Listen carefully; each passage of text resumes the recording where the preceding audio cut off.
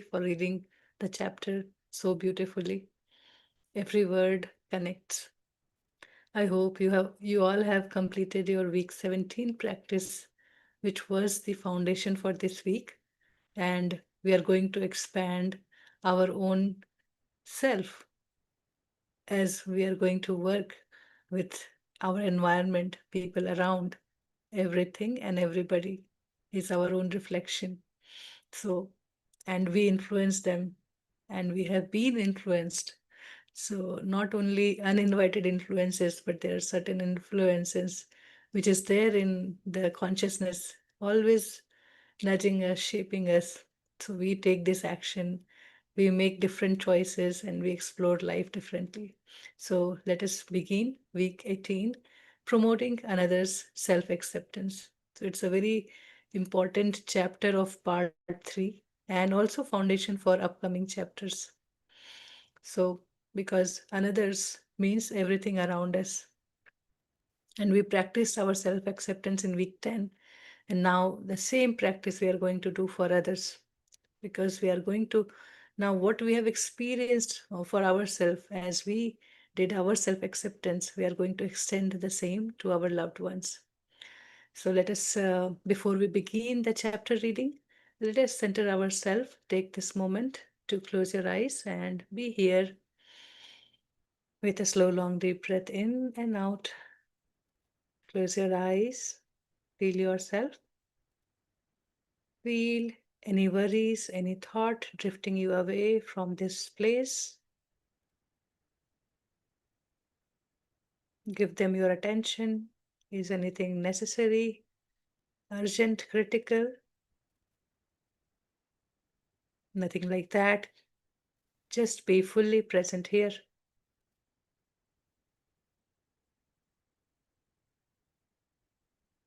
With full awareness, we'll pay attention to each and every word Babaji is delivering.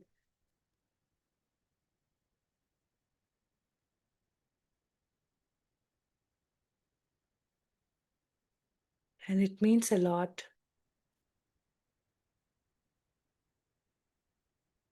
For reading, it's only 5 pages, but we understand the depth of each and every word spoken here. Let us invite Babaji to receive his guidance, to understand this chapter fully, the way it is presented.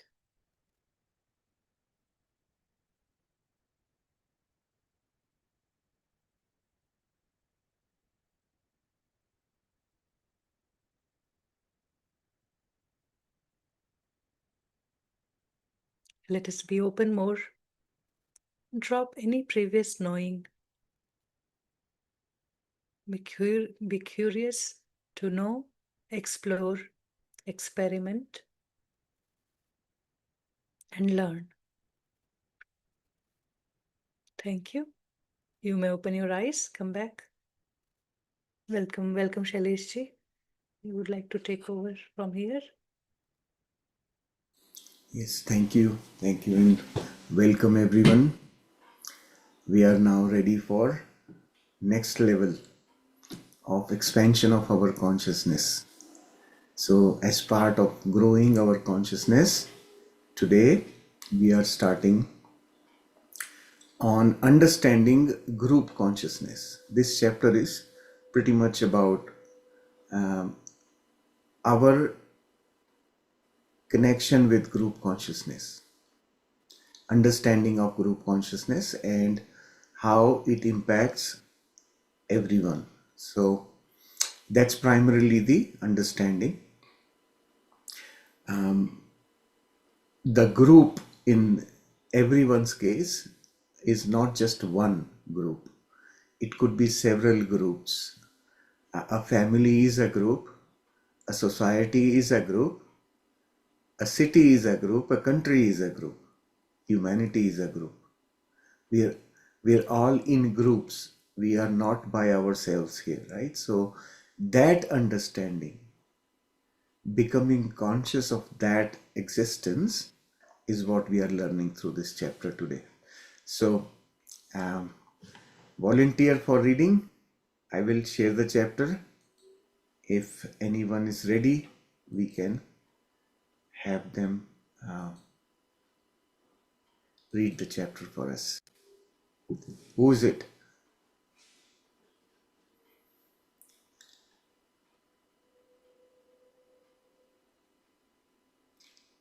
Would you want me to read?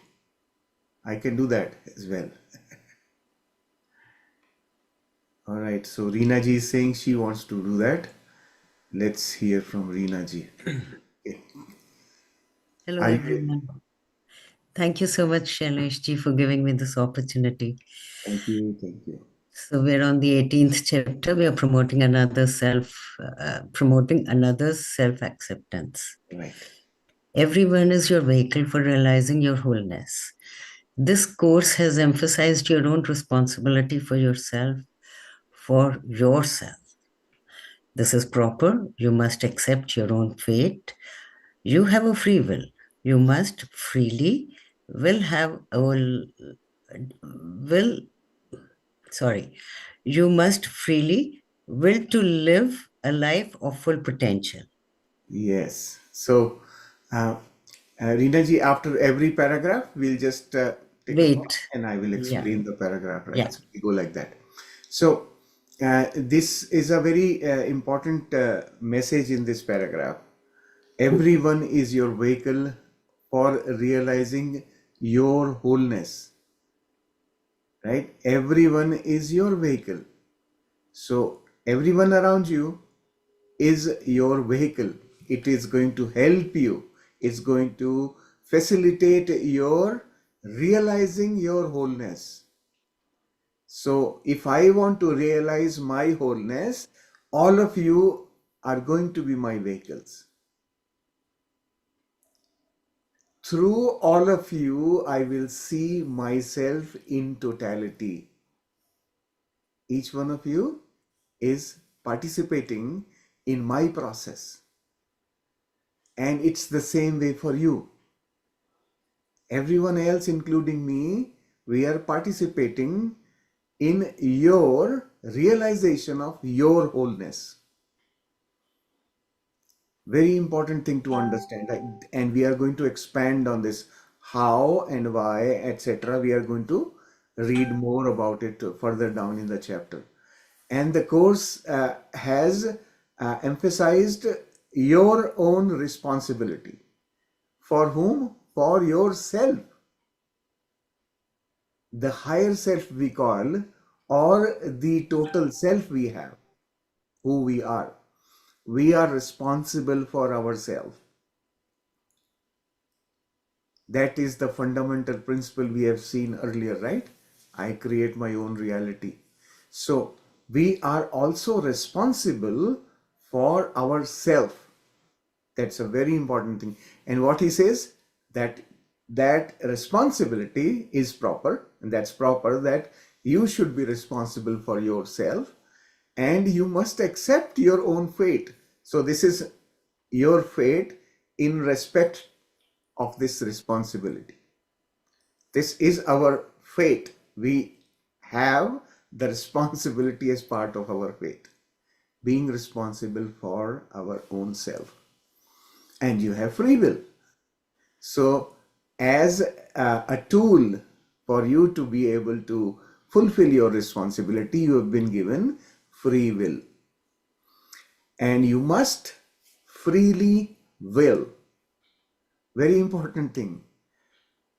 Willing, you can be willing either under someone's pressure or using your own freedom. So what he says, we need to freely will to live a life of full potential. The full potential of my life. I could live a life, or you can call it underlive my life by not using my potential, right? We can always do that.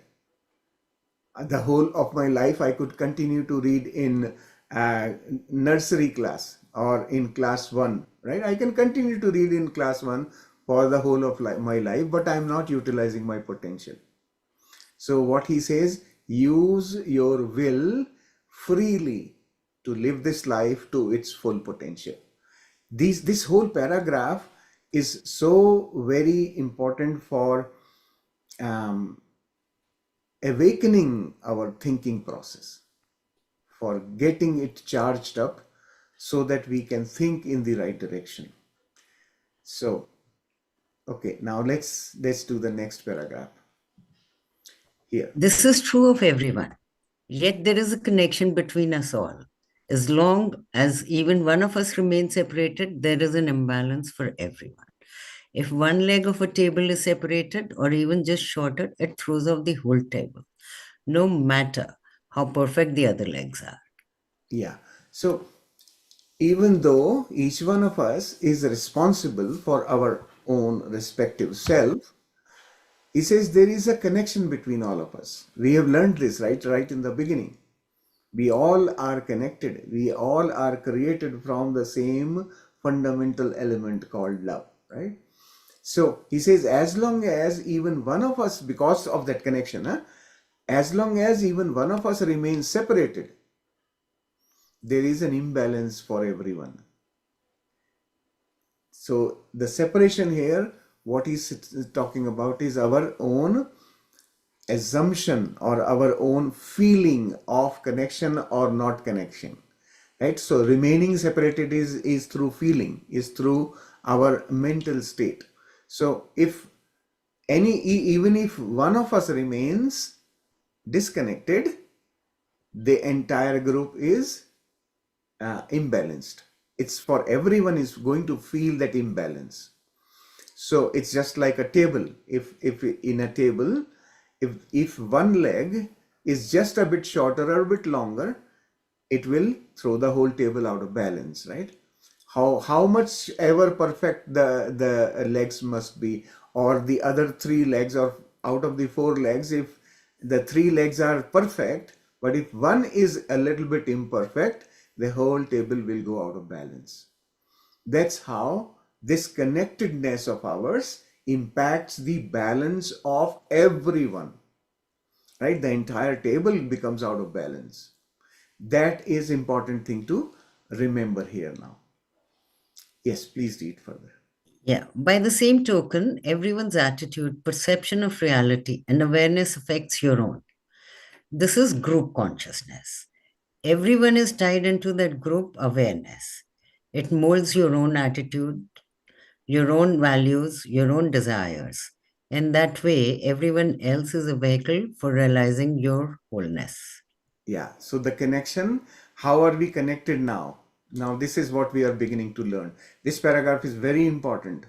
It's like when we are reading through this or trying to understand this paragraph, what we need to remember is I and others, and so for anyone else in the group, it's them and all of us, rest of the people, right? So each one of us can be a center and everyone is around that person. In a group, it's like that. So by the same token, everyone's attitude, perception of reality, and awareness, these three things: attitude, me as a person, my attitude; my perception of reality, how I perceive reality to be. Uh, this perception of reality is how I see the world. That's how I see the world in my mind. The mental construct of samsara that we call. And then awareness. These three things that each one of us has uniquely created in our mind, this affects everyone in the group. This is called group consciousness. So these three components basically are my consciousness, right? How I am conscious. I am conscious. When I am conscious, I am aware. And I have perception of reality because of that consciousness. And also I have an attitude. These three things make me as an individual. And as part of the group, each one of the participants in the group, they have exactly similar properties, similar qualities, but unique to them, right? And as a group, this thing impacts each other. So let's take an example. Think of, let's say, your family. uh, it's easier to comprehend in a smaller group situation. So family is a group. Okay, now in your childhood you were part of a family, and now you have your own family. These are two separate families. When you were in your childhood, you were part of a family. As that group, as part of that group, what did you receive? The thoughts, the ideas, the concepts, the attitudes, the perceptions of primarily your parents. Their mental makeup is what you received and imbibed, accepted it in your subconscious. This is how a person, when a baby is born, that baby is neither Hindu nor Christian nor Muslim, nothing. That baby is fresh, right? And now by being in a group called family, that baby becomes, if the family is a Hindu family, the baby becomes a Hindu. And what makes the baby Hindu? The attitude, the perception of reality, and awareness that it learns from that group. This is how group impacts each other. So when now you have your own family, you are influencing that group every moment through your attitude, your behavior, your perceptions, which you are sharing with them. They learn. Each one learns from each other's perceptions. So that's the connection. Through our mental construction, we are connected. So if, let's say, if one person in the family is going through stressful time, everyone else will receive a portion of that stress. That's the connection. So we influence each other as part of a group. This is very important to understand. I am influenced by others and I influence others. Both ways. It's a both ways traffic, right? So it molds your own, and now because of that influence, it molds your own attitudes, your own values, and your own desires. So in your childhood, whatever you received, through that you created an attitude, a perception of whatever is around me, and also your desires came out of that, right? In that environment, in that group, whatever was regarded as achieve something great, you wanted to become that.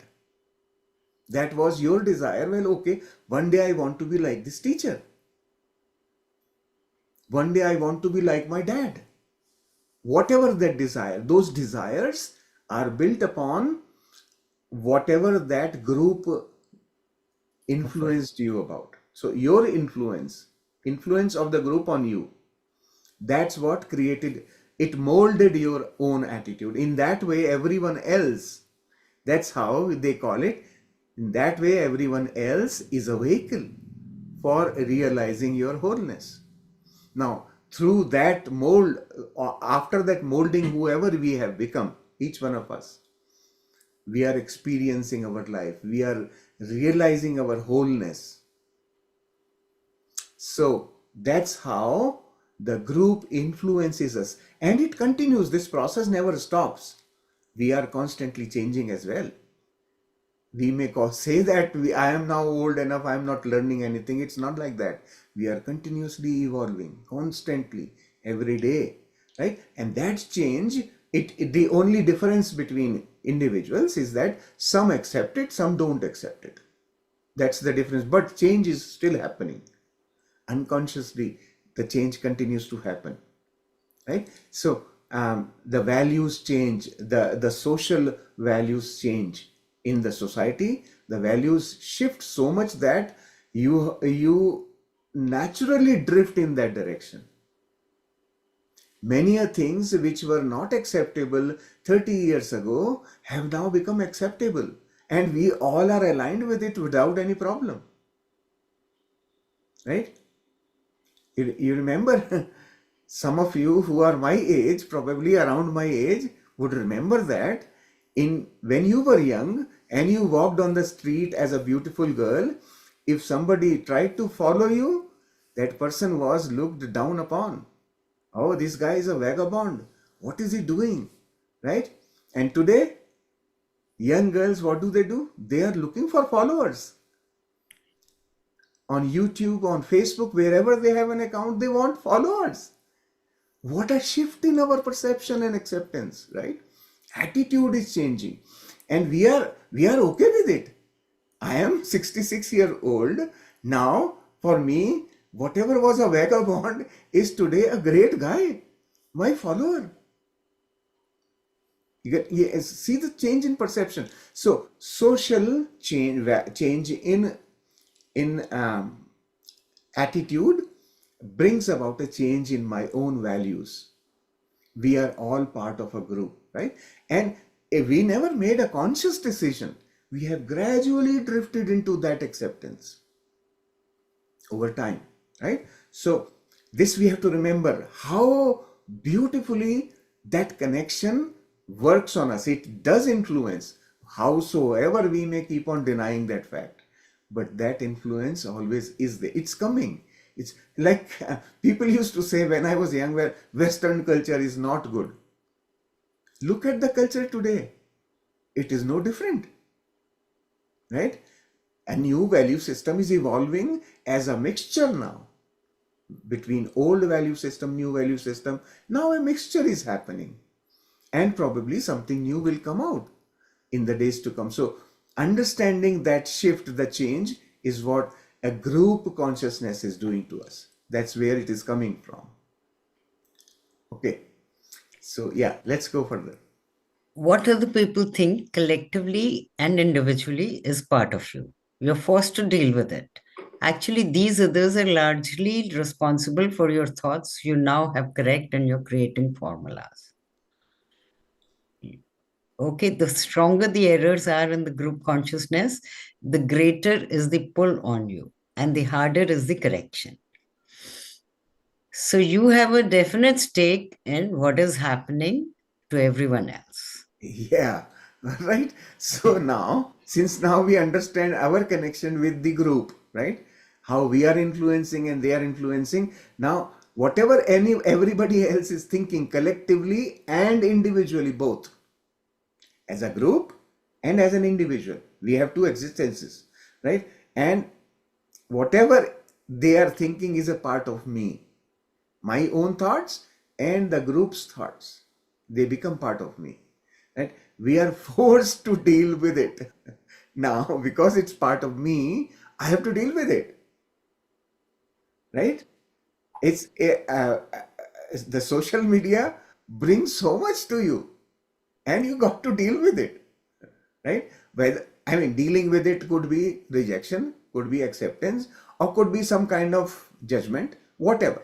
That dealing will happen. And actually, these others are largely responsible for the thoughts you now must correct in your creating formulas. Now, some of these thoughts of others which you have accepted, they are also obstacles. They are interfering with manifestation of your desires. Your true desires, whenever they are coming up and you are not able to manifest them, and you are now looking for what are such of those thoughts that are interfering with my manifestation. When you look at those thoughts, most of them you will see have come from outside. They are not your original thoughts. These are thoughts that have influenced you from the very being part of a group.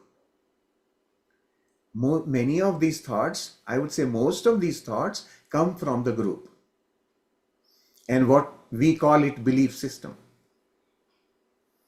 My belief system was created over a period of time by just by the virtue of me being in a group.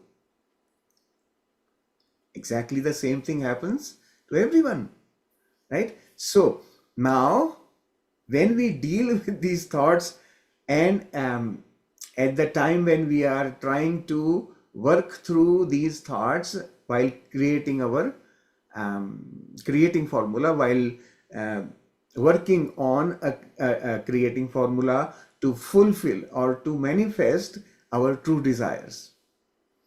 So at that time when you are dealing with it, now this background should also be clear to us, that these thoughts are not necessarily mine. They are with me by virtue of me being part of a group. And I can now decide to let them go. Let go. Just that way. Right? The stronger the errors now in any social setup, the stronger the errors as part of that group consciousness. So what is the meaning of stronger errors? That means there are much more deep-seated obstructing thoughts. Say for example, in a community which is primarily poor people, that group consciousness will have very strong thoughts that keep them financially unstable. That group consciousness will have much stronger thoughts like that. In a prosperous society, in a prosperous community, such of those thoughts will be much milder, right? And as part of that group consciousness, the stronger such of those errors in group consciousness, the greater is the pull on you. For what? You have to work harder for correcting those thoughts. They will be so much more in quantity, they will be more and very deep seated. So you will have to dig deeper within to get them out and let go of them. So you have a definite stake in what is happening to everyone else. This is how you have a stake in it now. If I want to come out of poverty, I have to work very hard in correcting those thoughts that I received from my society. And that working hard is going to also do what? The other direction. My thoughts will influence the community as well. My correction of thoughts is going to influence everyone else. They will observe the change in me, they will observe the shift in me, and they are going to ask me, what are you doing? And that will take them in that direction. That's the shift you are seeing in the society as such, right? The bigger shift you are seeing in general environment around us. The ideas, the thoughts flow much more rapidly nowadays. So that is creating a much bigger group consciousness. And in that group consciousness, the influence of good thoughts will also influence everyone. Like the influence of errored thoughts influences everyone, likewise, influence of corrected thoughts will also influence. So it's a two-way traffic. And the harder it is, the more we work on it, the more it's going to help not just me, but also the group consciousness at large, right? Group consciousness will be impacted.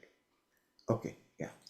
In the same way, when large number of people correct their thinking, bringing it in tune with God's thought, you're affected. Your own process becomes easier.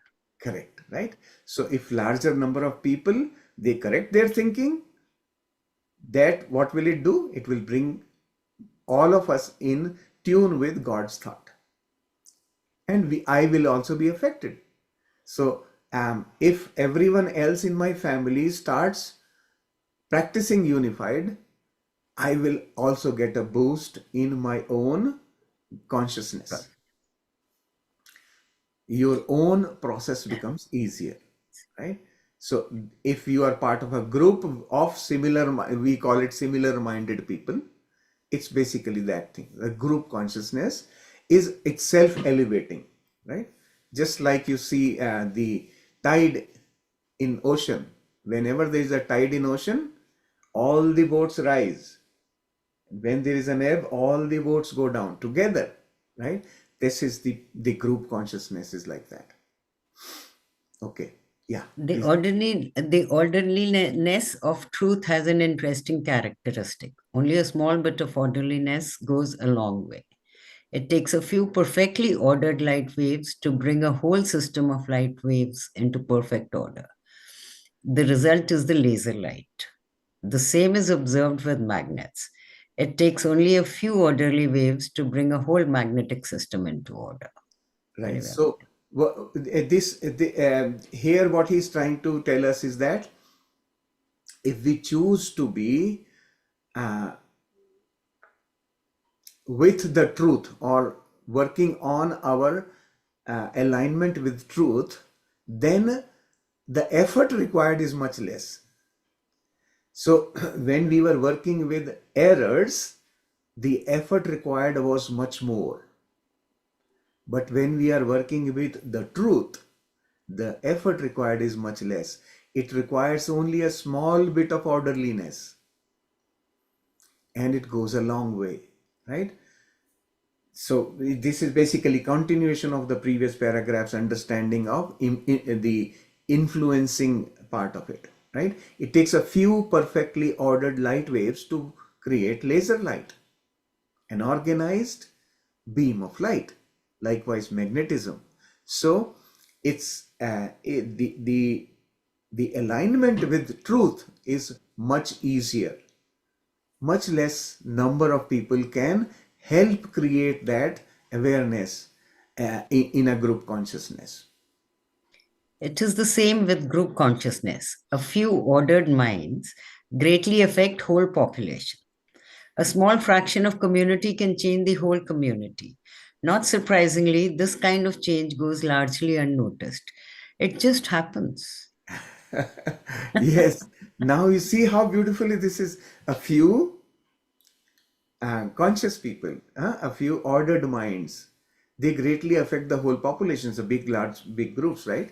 Ramakrishna Paramahansa, for example, Vivekananda, a few people with their ordered minds, their orderly mind, they can influence much larger groups of people, right? And larger groups of people means big group consciousness, right? And community can change the whole. In one community, if there are few like that, that whole community gets influenced, right? And not surprisingly, this part is so beautiful here. Not surprisingly, this kind of change goes largely unnoticed. It just happens. Why is it unnoticed? Because it is effortless. Nobody is under pressure doing things. They are just doing it by being, right? And a few of them, by being, when they do it, it is effortless change. And that's why people don't notice it. It just happens, right? All of a sudden, a family starts becoming full of devotion or full of whatever they want to create for being in a state of bliss together. And then, and it could start with just one person in the family and everyone else gets influenced. This direction is much easier. If you go the other direction, becoming taking you away from God's qualities, that is a much bigger effort. You to turn your entire group in that mode will not be easy. But to bring them closer to the truth is easier, and it can happen effortlessly. Yes. In recent years, this kind of change has been taking place. There are hundreds of groups and countless individuals making it their primary goal to experience wholeness, being unified with their higher selves, with all creation. This course is one such example. right? So Living this is, example. yeah, this is our course is also an example of effortlessly bringing a change in group consciousness. Now, as a group, if you think of this, let's say this unified program as one group, it is by itself, think of this as one entity. This by itself is not in isolation. This group is part of a much bigger group. Each one of you is part of another group also, right? So, as part of this group, when your consciousness goes through a shift, right? You change your primary goal to being unified, self realization. Then what happens? This entire group will influence much larger group consciousness around itself, and each one of us will be participating as that laser beam. We are the laser beam now, right? This laser beam will influence everyone else, will be available to everyone else to align themselves. So that influence is important. So what he's saying is, in recent times there is a much bigger shift observed, that more and more people are now wanting to become unified. And where is it coming from? It is coming from better, or you say shift in larger group consciousness, the humanities group consciousness. That's where it is coming from, right? So this course is one such example of how we can bring a shift in group consciousness. Yeah. In this century, you have witnessed a renowned concern among mankind for spiritual values, for physical health, and for the environment. You have seen a reversal of many destructive practices on a global scale. This reversal is coming about simply because of a few groups and people that have their thoughts in tune with God's thoughts. Those few are changing the world. They're literally your vehicle for your wholeness. Yes, right. So in this century, there is a renewed concern about mankind. For in what areas? Spiritual values, physical health, and for the environment. Consciousness for the environment also is included here. We are becoming more aware. As a social system, we are becoming more aware, right? And because of this renewal of our concern, what is happening? We have seen a reversal in many destructive practices on a global scale. It's not just in my city, my country, or my area. On a global scale, there is a shift in abandoning practices which were destructive for the environment. They were not good for physical health, and they were destroying our spiritual values. So such of those practices are being abandoned now. Why? Because the group consciousness is changing because of a few groups like our group. There are several thousands of such groups which are working in their own in their own zone to bring about a shift in consciousness, right? So a few groups and people that have their thoughts in tune with God's thoughts. All those groups, their method could be very different. Their process could be very different. Their talking could be very different. But all of them are doing only one thing: bringing our own consciousness closer to God's thoughts. That's all they are all doing. In their own language, their own way, their own style, right? They are all doing, but the purpose is still the same. And those few are changing the world. So when we are working in aligning with the truth, the process is easier and effortless. It's gradually bringing about a shift. And they are literally our vehicles for our wholeness. So for us, each one of us, to realize our wholeness, that is the self-realization, that is being unified, everyone is being a vehicle for that. They have brought about that shift in group consciousness slowly and slowly and slowly, and today we are here where we are finding it so much easier. The process has become simple. The process has become easier because we have been moving gradually through the larger group consciousness. We are not in isolation. Okay. Yeah. It is the small nucleus of people now on earth that is expanding your awareness. Not many years ago, you probably would not have been interested in this course. Certainly, you wouldn't have gotten in this far into it had it not been for this changing group consciousness. Now, part of your awareness is the desire for a return to wholeness. Yes. So, because the awareness is now so much more on earth, the expansion of awareness is what he's calling, which we are now going to be learning through these 7 weeks. In part 3, expansion of our consciousness. Expansion of consciousness is awareness becoming more, right? We are becoming more aware, right? And so if you look back a few years ago, probably you may not have had the interest in doing this course also.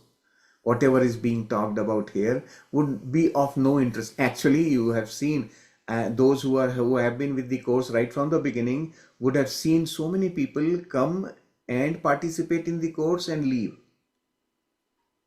Right? These are such of those people whose consciousness has not yet prepared itself for this level of growth. So they were unable to stick around. They didn't find it interesting. But that's not end of their journey.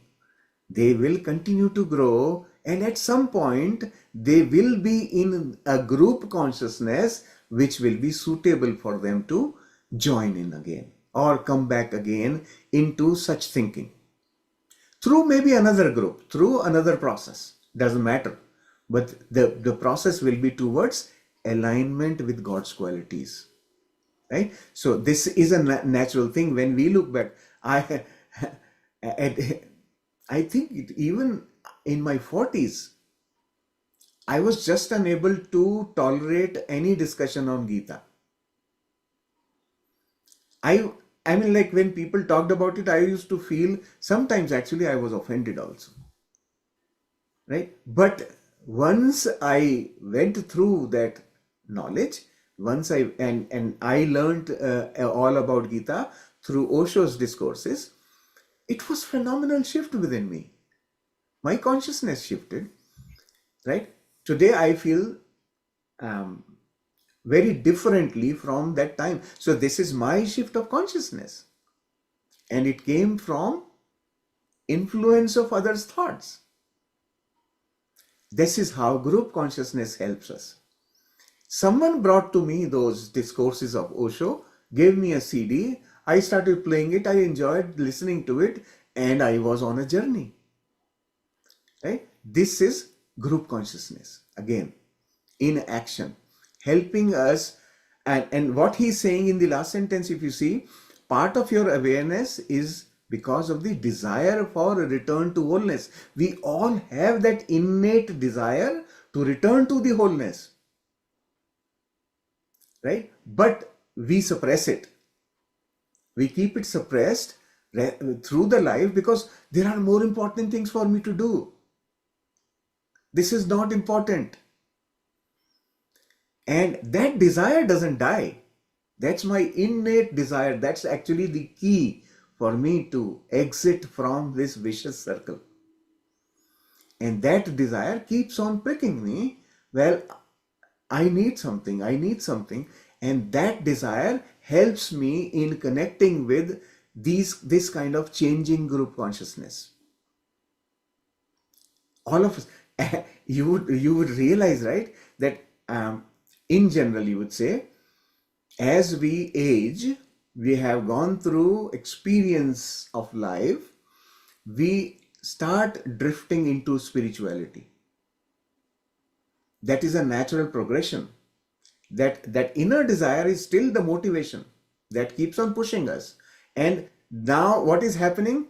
The suppression part is releasing.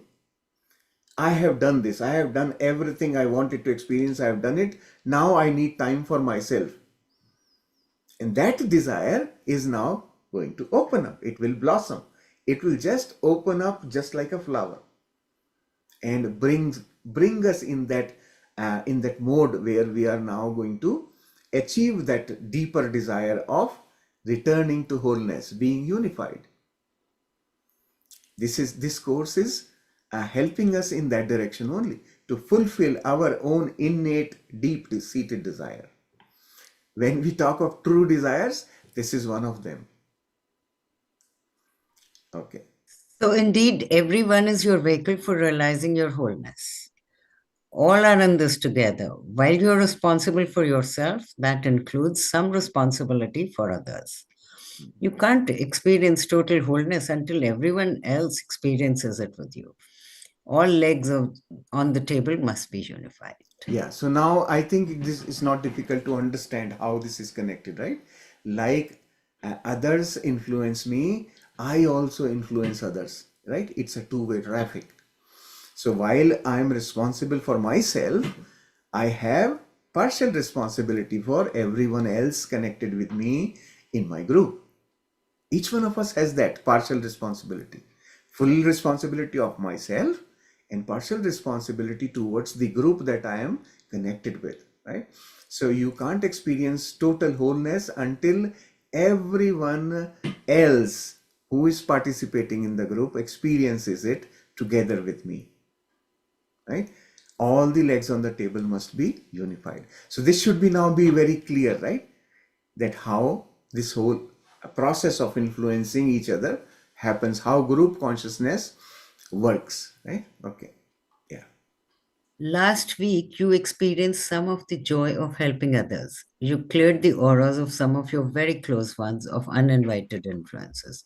You immediately felt the joy of doing just that simple act. You lived vicariously in their new freedom, even if it was for a short time. Right. So last week we have had, in the practices of week 17, we have experienced this, the joy of helping someone else by clearing the aura of others. We felt the joy. The reason why we did it was because we felt the joy of being part of someone else's freedom. We helped someone else free themselves from uninvited influences. So they enjoyed a partial freedom, some element of freedom. And we participated in that. That gave us the joy, right? So that's This what he's saying. We have now experienced it. In our own experience, we have experienced how we influence others. Yeah. this week you expand on helping others. You don't do this by preaching or by giving talk by or even talking to them. You aren't interested in winning converts. You won't try convince anyone. Right, so our process now of influencing others is what he's saying, and don't we are not going to follow any of those conventional mechanisms of preaching or talking or trying to convince somebody. None of those. We are not going to use that technique. We are going to expand now. We will be expanding the process of helping others. And just the previous paragraph, if you remember, helping others means helping myself. Right now, that's the connection. So remember this context. When I'm helping others, I am actually helping myself through their growth. My growth is connected to their growth, right? So as a group, we have to come up together as a group, right? So when I'm helping others, and what is at the back of my mind? I'm helping myself. Helping the others is part of my process of helping myself. This is the expansion of consciousness, right? So yeah, so please read You're this. simply going to use your own creating powers to help change their awareness. Remember, we are all connected. What you think and believe does affect others around you. Indeed, everyone on earth. When your thoughts are one with that creating thought of God, your effect is thousands of times more powerful when you're thinking a thought you made up. Yes. So what we have earlier understood, like the effort in aligning with God's thoughts or aligning with truth are much less. Much lesser effort can cause much bigger impact, right? So what he is talking about here is when your thoughts are one with that creating thought of God, when we are aligned with God's thought, our effect is 1,000 times more powerful than when we are creating with our own thought, the thoughts that we make up, right? That's the difference he's trying to explain here. When you are doing a create, so our process of helping others is going to be our creating formula only. We will be using our own creating powers, he's now calling it creating power, to help change their awareness. The purpose here is, how am I going to help others? By helping to change their awareness. And how am I going to change their awareness? By doing a creating formula. Use my creating powers. No lecturing, no discussions, no convincing, none of that. I will do it through the process of my creating powers that I have now learned. So creating formula will be my tool. What you think and believe does affect those around you. Now he's bringing us back to the main thing about this, right? My thoughts and my beliefs are influencing others. So if I have to change their awareness, I have to change my thinking and my own attitude and beliefs.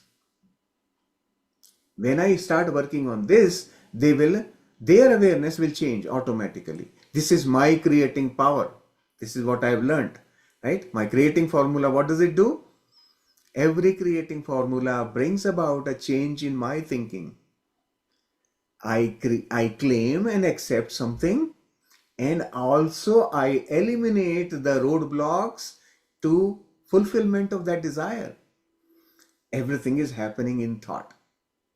By thinking only, I am releasing such of those thoughts which are obstructing, and also claiming and accepting whatever I want to achieve, the manifestation, right? So that power I have now, and that power works only by reorganizing my thinking. My thinking creates the reality. Always remember that the basics are still the same, right? So now, when my creation is aligned with God's thought, it is 1,000 times more powerful. This is how change in social awareness is happening in the right direction, because few people are effective enough to influence a much bigger group. Okay. This week, do a creating formula for one or two of the people closest to you.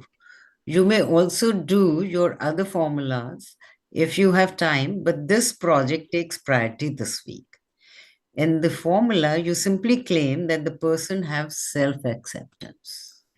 So what we are going to do? We will claim someone else having their self-acceptance. That's the claim. So when we make the claim, we also have to accept it. Then that's part of my creation, right? So I'm going to claim, let's take an example. Let's say Preeti. My example is Preeti, okay? I want to now claim in my creating formula, I will claim that Preeti has self-acceptance, right? This is my claim, and I accept it. That I accept it part is where things are happening. So when I claim that Preeti has self-acceptance, I will begin to see my thoughts which are against this thing. But my mind is going to bring up those thoughts, right? But she says like that, she does this thing, she doesn't believe in herself. She doesn't have self-acceptance. Those thoughts are going to come up, and I have to work on my thoughts. which are obstructing my perception of her having self-acceptance. Right? Remember, I am manifesting this formula. I am manifesting. So what am I manifesting? I am manifesting that Preeti has self-acceptance. That's what I am manifesting. And I am removing my thoughts which are not letting me manifest it. Right? So the primary focus here is on my thoughts. Even though the subject is not me, the subject is another, but the process is happening in me because I am manifesting. I am making that thing become real. That's how this thing will work. That's why we don't have to lecture anybody. We don't have to give any sermons, none of that. This is the key thing that is very deep in this chapter. Okay? Okay, so. You claim and accept self-acceptance for those persons. This is important to understand. You claim their self-acceptance. This means that you perceive this self-acceptance. You believe they have it. You know they have it. It is your thought that you're dealing with. So, in the thoughts section of the formula, consider your thoughts that interfere with your belief in their self-acceptance. Likewise, it is acknowledgement of forgiveness that you're dealing with the forgiveness section. Right. So you will, once you recognize your own thoughts about that person not having self-acceptance, you will deal with them, right? And then you will go through that process of forgiveness and gratitude that I am able to figure out, and now I send love. That is all I am doing now. I am just sending love for this creation to manifest. Through the love, I am dissolving such of those obstructing thoughts and letting go. Then my manifestation will happen. It will become the truth. It's powerful. It's very powerful, right? So, this is how, remember, this is how you have already learned how our creating formula works, right? That is the tool we are using here as well. Okay. Once you firmly establish their self-acceptance in your mind, you manifest it for your own experience. Of course, they too reap the rewards. They gain self-acceptance. There is no telling how many people are responsible in part for your level of consciousness. Everyone is everyone else's vehicle for realizing wholeness. Right? So this, he is now saying, well, that their self-acceptance in your mind. This is what we have to understand. Once you firmly establish their self-acceptance in your mind, you manifest it for your own experience. The manifestation is happening for my experience only. Of course, they too reap the reward. The bonus goes to them also. They will reap the reward of self-acceptance anyway. So they gain self-acceptance and reap the reward, right? There is no telling how many people are responsible in part for your level of consciousness. This is how, this is only one example, right? How many people you have in your group consciousness, you don't know. Too many, right? So when we begin to work on these people one by one, we are bringing the balance back into the table. Right? All the legs will now start becoming perfect, in balance, right? Everyone is everyone else's vehicle for realizing wholeness. So when I am working on my manifestations, This way, so my manifestation is to bring myself closer to the truth. Basically, I'm bringing myself closer to the truth. So now what is happening? This change in me will also influence everyone else in the group consciousness, right? That's how I'm helping the group also, not just myself but also the group. All Shalishi, right. Um, Shalishi, huh. there is a question.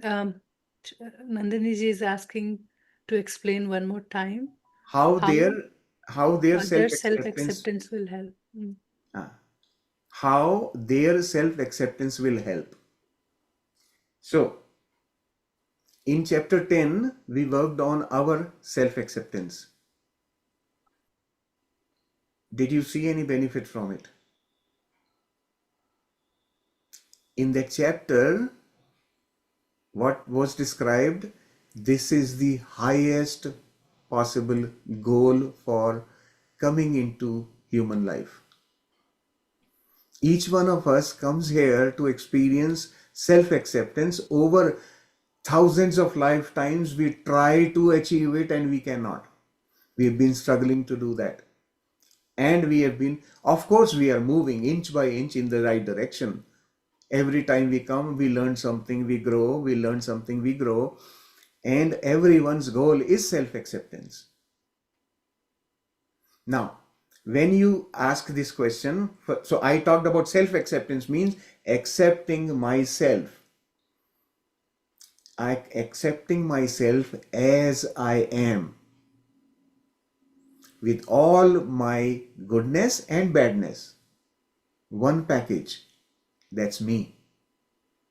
I am a package of a certain proportion of some goodness, some badness. Put together, I am a package. That's me. And when I learn to accept myself in totality, that is called self-acceptance. And once we have self-acceptance, we accept everyone else then.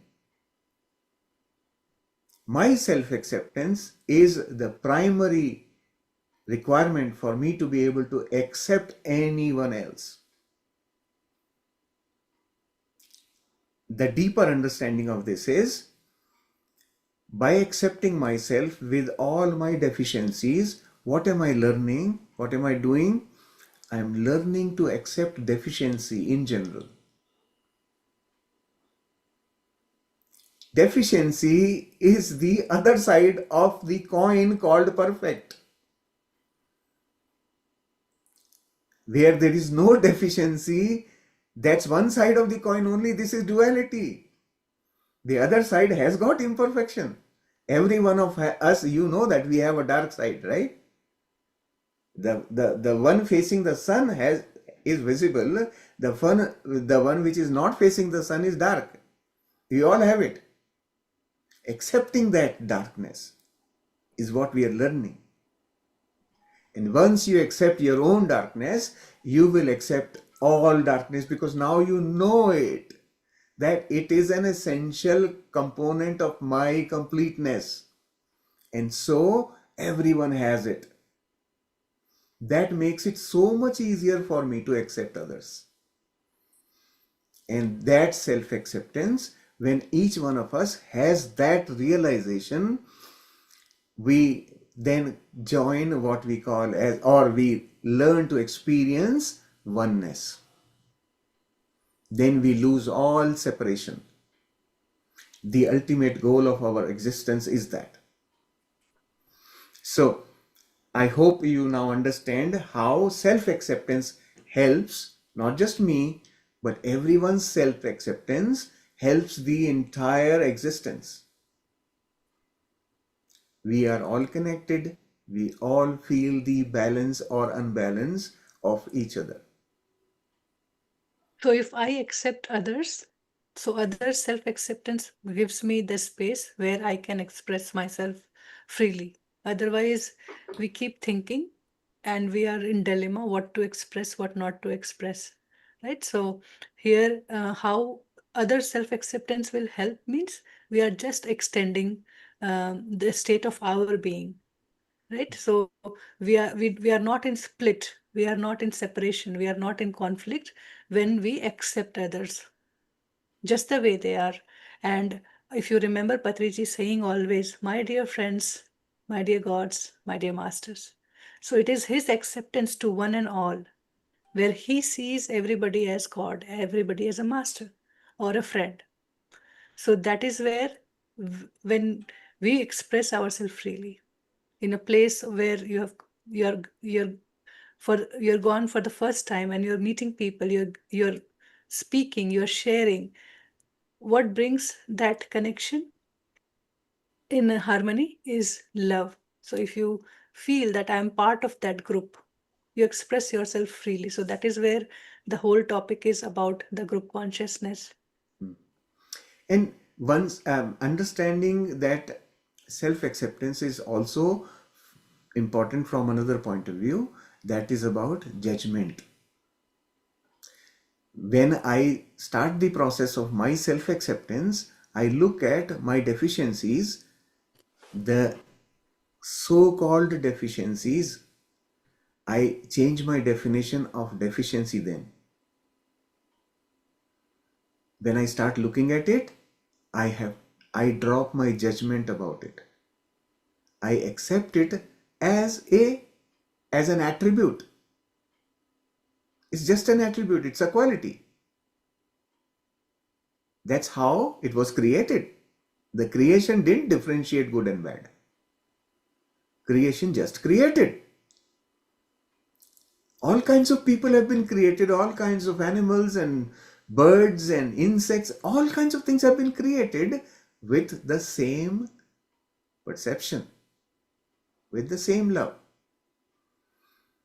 We made that definition of deficiency and good and bad and everything. We created the barriers.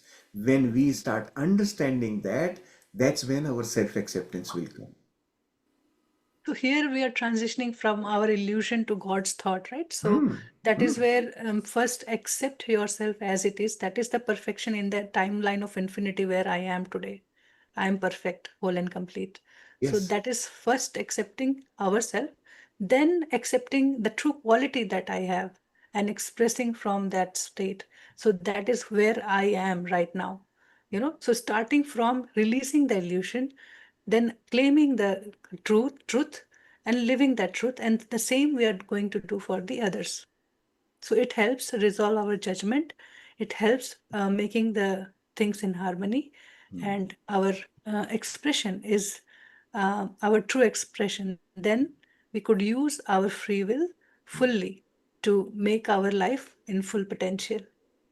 Correct. So, to me personally, for me, this is the biggest achievement I have had through this program. I'm still not perfect. I'm still not totally judgment free, but I'm way better than where I was. Today, I am able to see love in every possible situation. That's the change it has made in me. So, this is part of self acceptance. So you are Accepting. perfect, and so everybody is. So is everyone, yes. It doesn't stop at me. That's important.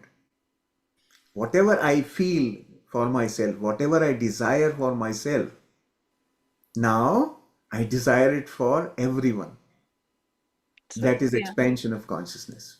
So perfection always exists, whatever, how much ever we criticize or we see the not so good qualities. The Yeah, perfection is good because that's where the evolution is happening, right? yeah. So it's not, without imperfection, we won't know what the perfection is and where we are moving to. So there is nothing called imperfection, but we identify things.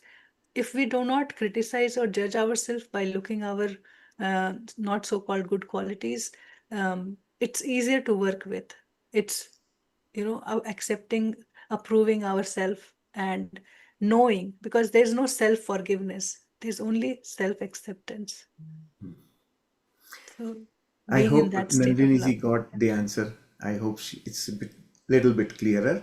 But when you practice it We'll yourself, practice it together, it will become yeah, easier. when you practice it, you will begin to recognize your own thoughts which are obstructing this self-acceptance, right? And that's how you will become clear what is it that's happening, right? So thank you for your comment. Achalaji has a comment here that Vipassana Goenka ji also talks about seeing things as they are.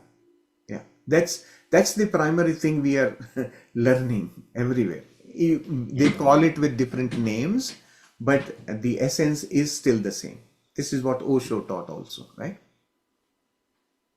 And it only makes us feel comfortable where we are, right? We are not judging and jumping.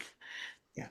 And Nandini ji, we have to manifest it for ourselves, manifestation for myself, using others as the subject. Others are only the subject. Manifestation will happen only for me. My experience. I am creator of my experience. So manifestation is only for me. I will experience it. The person who I am using as a subject may experience it differently. And that's not in my control. Right? That's what we will now learn in the next paragraph. Let's read this. Okay. Yes, please read. I'll read. You're not interfering with another person's free will by doing this creating formula. You are in actuality promoting their free will. No one has free will when they're not unified. Imagined fears, worries, alienation, loneliness, poverty, unhappiness. These are all the true enemies of free will. Once unified and experiencing self acceptance, they have free will. Correct? So we all have the will, but some of us don't have it free. We don't use it freely. Many a times, if you look back, you use your will out of compulsion, out of predetermined criteria. Think about it. When you make your decisions, day-to-day decisions, that's use of free will. But how are you using it? Based on what? You are not freely using your will, actually. You are using the will to implement what you have defined in your mind. The definitions that you have received from others. The criteria, good and bad. So, remember that. No one has free will when they are not unified. This is what is written here. Important thing to understand. Once we are unified, we are aligned, we at that time, we do not will under any pressure, under any, you say, assumptions. We freely will. Whatever is my true desire is what I will when I'm unified. Imagined fears, worries, alienations, loneliness, poverty, unhappiness, all this is imagination, our own created illusion. These are true enemies of free will. These will impact your willing with full freedom, full potential. So once unified and experiencing self-acceptance, they have free will. And once you when you manifest self-acceptance of others, what are we doing? We are helping them use their free will in the true sense. Right? We are promoting their free will in the process by their being self-accept.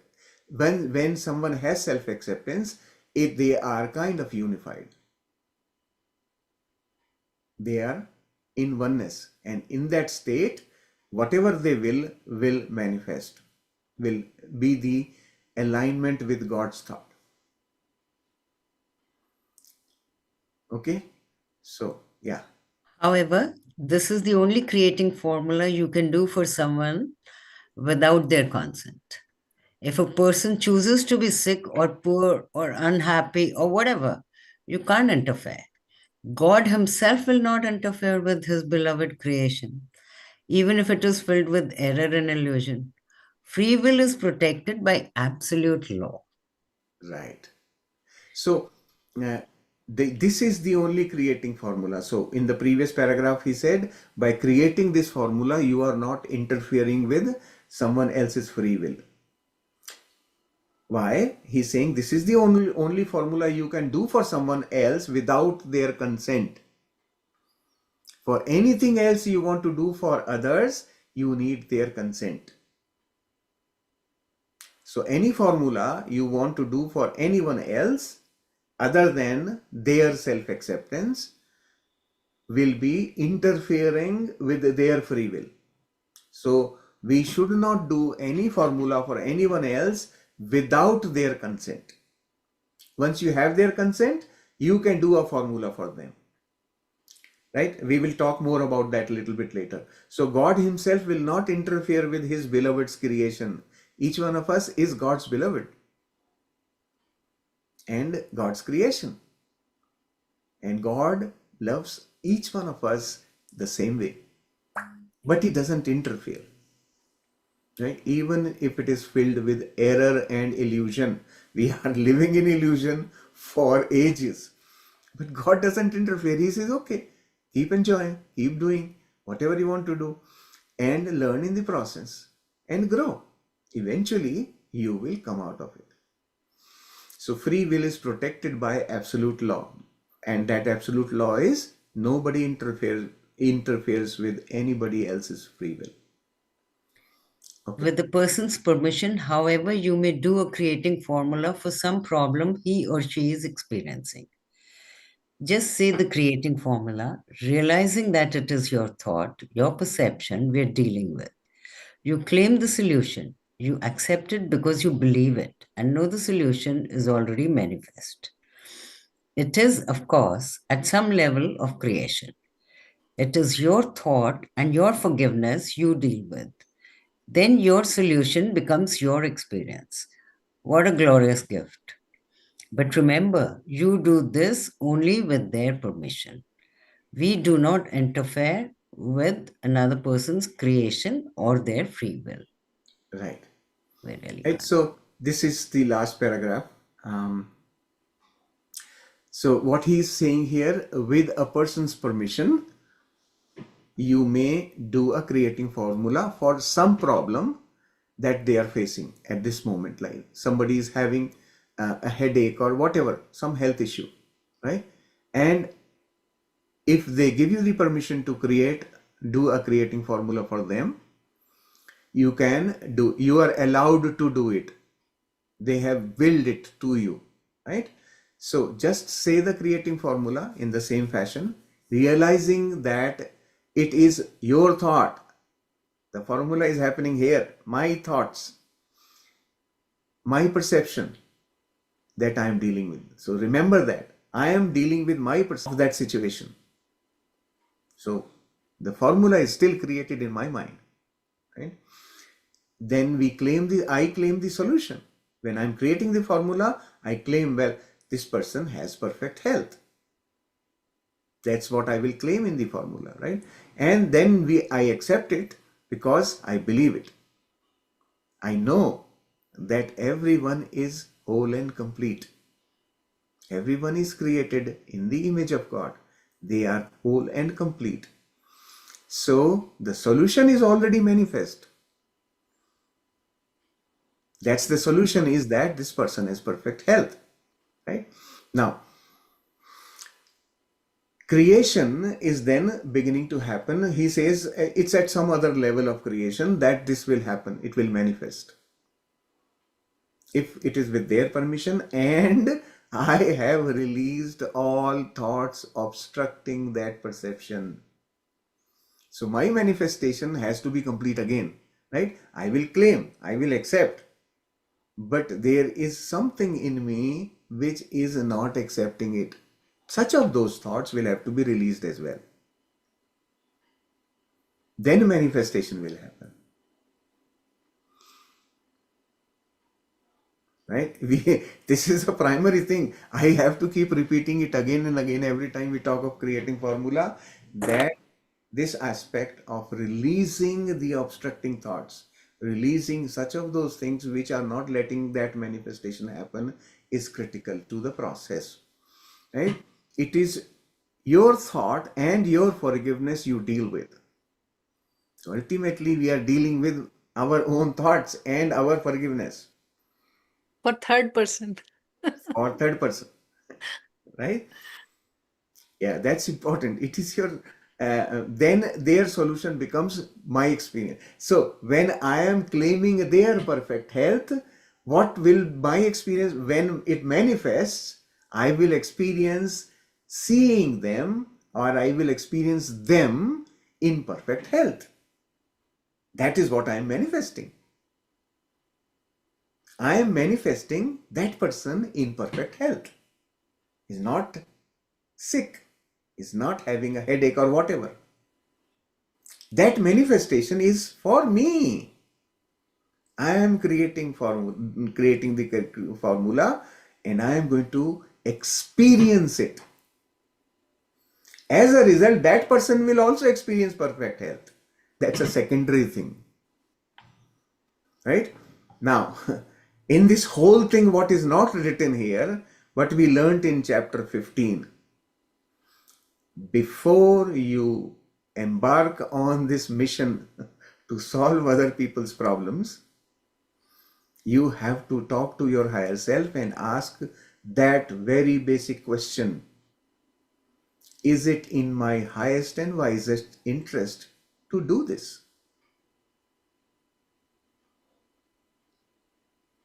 If you don't ask that question, you will be doing something which is called interference, even if they permit. Remember, this question is very critical.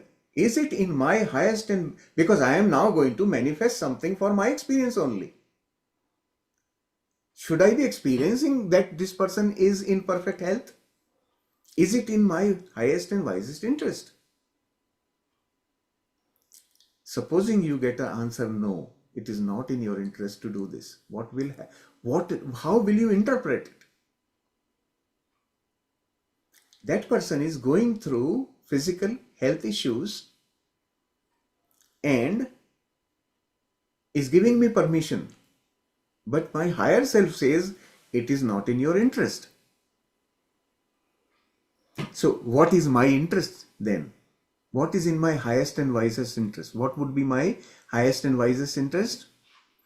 My highest and wisest interest is that I am moving towards being unified. That is my goal of life. My primary goal is to become unified. Self-realization. And anything which helps in this goal is in my highest and wisest interest. Now, creating formula that will give perfect health to somebody may not be in my highest and wisest interest.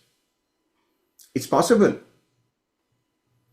because that person's being sick is creating experiences for me which may help me align better in my own understanding of myself.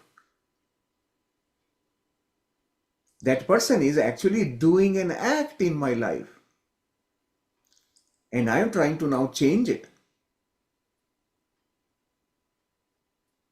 That's where higher self will tell you which direction you can go. You may want to still go and apply your free will. Higher self is not going to stop you.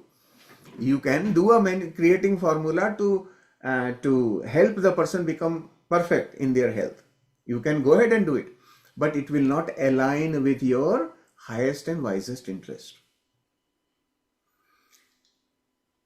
That is important. You will be short of some experience that would have helped you grow. This is that part which is not written in the book, but I am just doing continuation from our previous learning from the chapters, right? But So, just think of it, like it's different state of everybody, right? So the enlightened master, they come and they speak, oh my dear gods, my dear masters, my dear friends, right? So there, that in those words there is an acceptance of us being unified with God, right? What does it mean? So that is where the creating formula comes, where we believe totally that in my truth what I see is only God, all the God qualities, all the expression of God. So here comes somebody's experiences, somebody's struggles, and he gives us permission. And once he comes out of that situation, we feel, wow, that's a wonderful thing that has happened today. That this person could recover from his state or from his illness or from his situation. So that gives me that, it's a two-way thing again. Somebody asked me to do creating formula. I know the creating formula works. And now that person also knows that a creating formula works. It may take some time to manifest whenever, wherever it has to be. And the experiences that I am keeping in my mind that, doing certain things will create this situation. Those blocks I will be resolving when I will be dealing with those creating formula. Definitely, I will be giving my energy, but I will be expanding myself. Definitely, my higher self is going to say whether it's good or not for you. I am going to choose, do I need to do, or somebody is asking me. But it totally depends on the state we are in. So all the this chapter opens so beautifully, and we have gone so much from understanding our free will to group consciousness, we being influenced or we influencing others, and then seeing, just not so much big thing we need. We just need little focused truthful thought, and that helps a bigger consciousness to align with that thought, with that thinking. So knowing all that, where we are in this creating formula, where we end up, right? So they say that the name itself is promoting other self-acceptance. We are just promoting. That person has to do his own self-acceptance. But in my mind, I am just dropping that me and other. Shalish, you are on mute. that person's experience, I am not the only factor. There are so many others which are influencing that person as well because it's part of a group. But I am, from my side, I am clearing that Clearing aspect with truth, with truth. where Right. it says that, that little group of people who have been doing so many things. Somebody saying Dhyan Jagat, somebody saying, world comes in peace, the world experience oneness, earth goes in heaven or the golden era. Somewhere, somewhat talk is going on. The vibration is in the air. And that is why I'm saying that few years ago, you might not have been interested in this course. You would say, what higher self? What will I do with that? Life is just like that. Life comes and goes, and we live with suffering and pain and happiness and joy, and then we go. What's the point of living differently? Because we had that limited perception of life. I just enjoyed the third paragraph where he has said group consciousness. Just go and see. Shailesh gave one example of being, being born in some certain religion and developing beliefs. But we meet day to day. We have different group interactions. Our friends, our so-called previous friends, school friends, or college, or office colleagues. See how what perceptions are there, what kind of awareness are there, and how am I getting influenced. Until yesterday I was just acting like a victim, like everybody is like that, everybody says so, and I am feel so limited. But today the power is in me, because now I am with truth. I am now totally free. Can you say that you use your free will 100%? Just check that once. And why we are not using it 100%? because we have certain past experience that is limiting our expression, our own fears of failures, our limited perception of life, what is good, what is success, not with truth. So that is what is awakened here in this chapter. And if you see chapter number 18, it's like Gita ka sar complete. That's where we ends up here. And also we did self-acceptance, Aham Brahmasmi, and then Tattvamasi. So that is what it is. Everybody is that. We wanted to see everybody in truth, but our own judgment or saying that this is not good, this is what, and that is what is blocking us seeing God in everything and everybody. So this is the chapter where we are cleaning. Just do once and you see how life becomes simpler and easier. And the creating formula, know it by heart, what it does. And it gives us opportunity that, where I want to create and what happens when I say it. I know it works 100%. Somebody who is new may not trust it, but I have experienced it in my own life. That gives the space, that gives the trust. And we are dealing with our own forgiveness, our own gratitude, our own limiting beliefs, thoughts, and that too not by thinking, just by asking my higher self. All the other time, I am still living in my heart space, witnessing things, learning things, and at times when I'm in my quiet period, I am just journaling, noting, and if certain thought pops up, I just make a note of it. So this is my general exercise.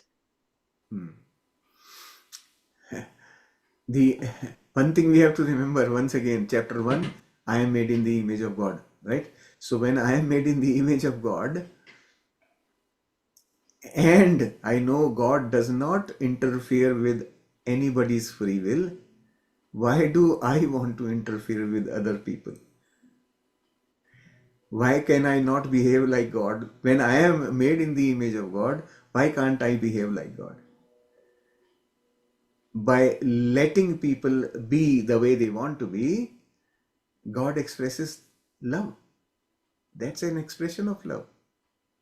Allowing the freedom. That's an expression of love. So I do not, what I'm saying is, do not become a victim of your own emotions.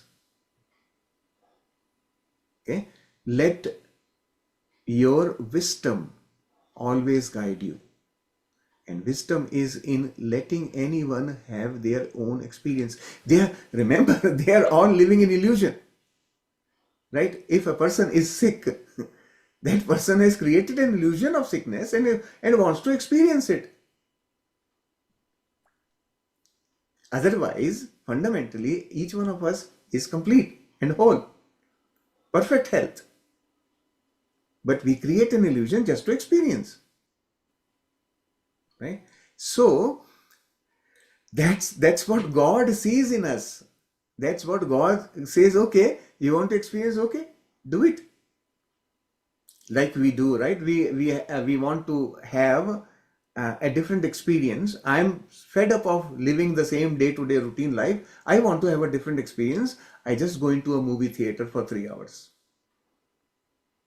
and live under illusion for 3 hours. Did you realize that when you are sitting watching a movie, you are living in an illusion? But your experience is true. Your emotions, your feeling of happiness and your feeling of pain and everything is real. Through illusion, you are able to experience reality. That's what this life is. Everybody, we may feel, oh my God, poor guy, how much is he suffering? No, no, no, no, no, no, no, no. That person is enjoying that experience to have some difference from his routine. That's all it is. Remember this example always. We all want to experience something different, and that's why this is primarily the reason why God has given the free will. Doesn't interfere, That's a universal law. Nobody is allowed to interfere with anybody's free will. So our creating formula also, at the end we say that now my claim is complete and I submit it to the nature of the natural law. That's the meaning. That if I am not breaking any law, let this be fulfilled. Right? That's what it Good. is. Yeah. Yeah. So thank you, Rimaji. Thank you, Shaileshi. Let's go into the practice Yeah. so we can conclude the meditation. Um, we have learned a lot today, and we will keep learning for a week as we reread, as we go through the practice. We will experience what shift is happening, and that is what will help us um, make our choices. Whether we want to do others creating formula for on their approval or not, we would know where to do that, where to invest our energy. Right? So when somebody is asking, it's not interfering with their free will, but then using our own space and our own um, wisdom to exercise what we want to experience from that, what that experience will bring to me. So just remember the chapter says promoting others' self-acceptance. We are just promoting, we are just being a tool in their journey for their self-acceptance.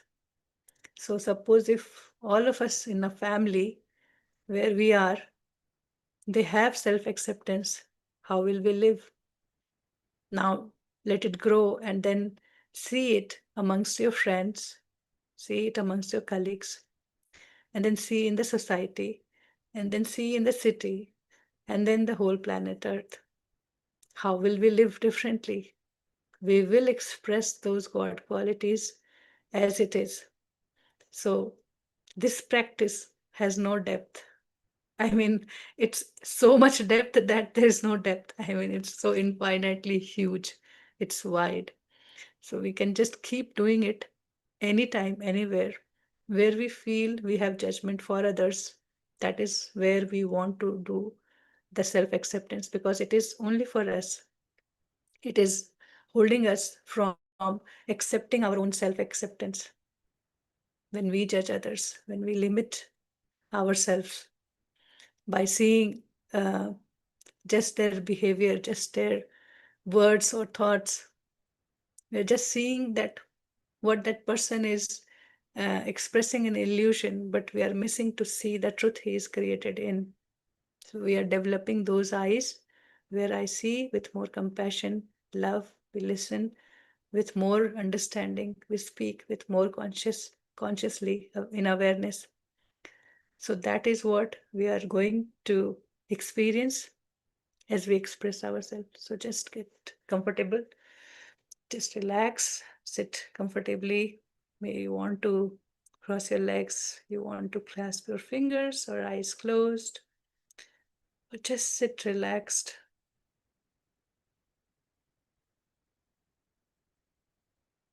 Totally collecting everything, what we have heard or what we have missed. Our subconscious was still listening. We can take our time to go through the explanation again or reread the chapter every day, twice at least, to have deeper understanding.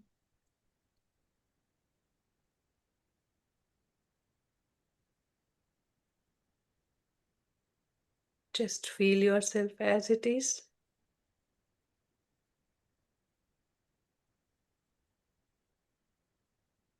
We might have heard something new,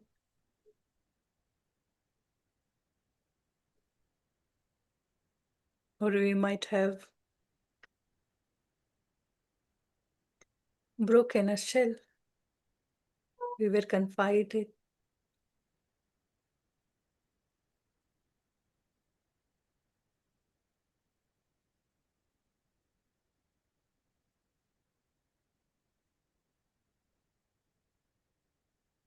Just breathe into this space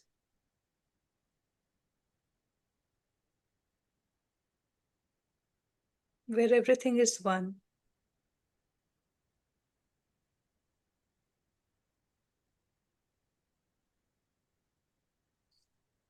Shaileshi, please share the music.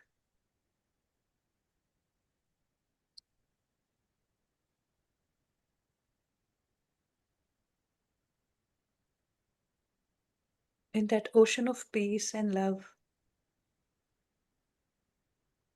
we are breathing in peace and love.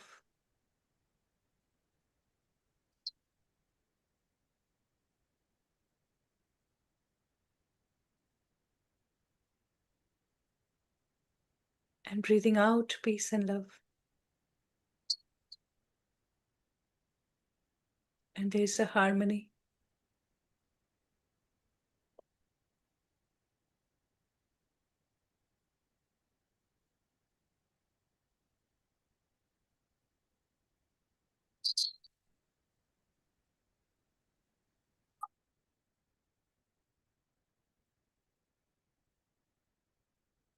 Harmony in all.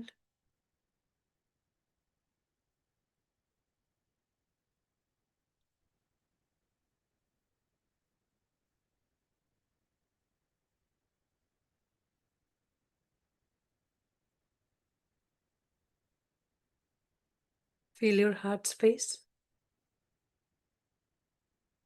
How does it feel? Open, light, or heavy? Does it hurt?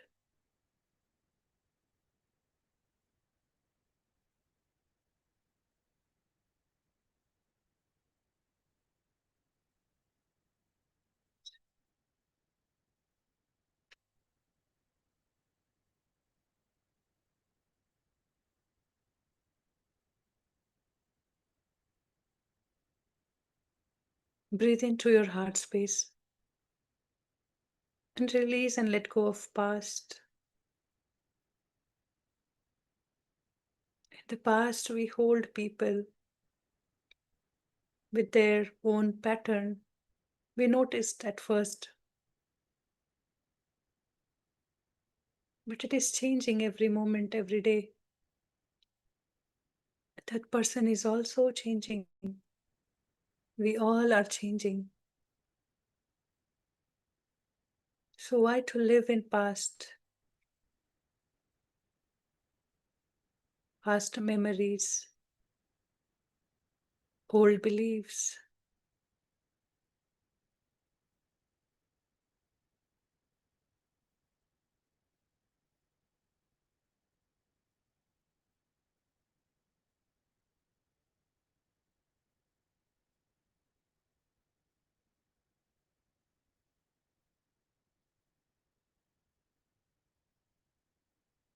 Let go of all that. Feel relaxed.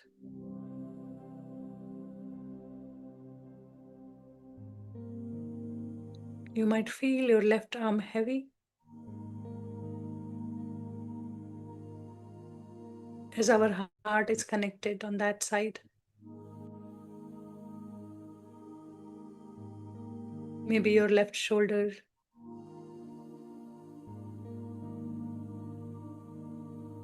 Just let it all go. What we have learned today is not to make heavy our shoulders. It is only for us to expand, to see the truth in everyone, everything all around us. This matter is just a vehicle. All the matter is just a vehicle.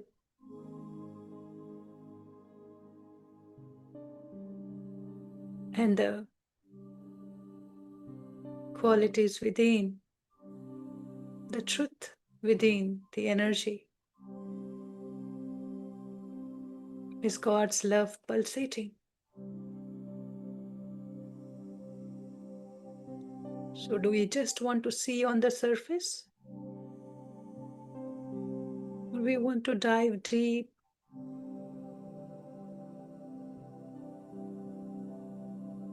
into the roots?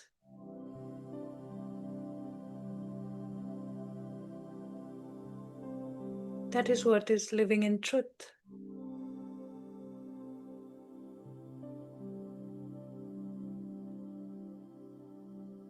Observe your thoughts. If any person pops up, any past memory comes,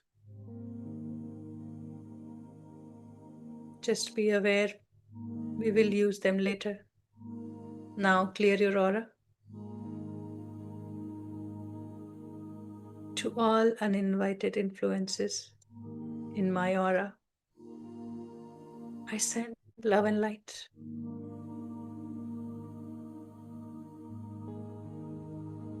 Each one of you are whole and healed. Each one of you are created in love and light. And you are still love and light. Feel the heart center radiating love and light all around the energy body.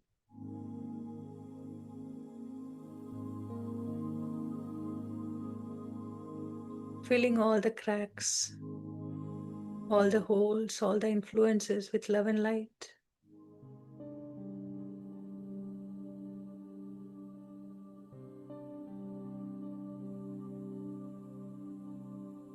Each of the influences, you feel no pain now.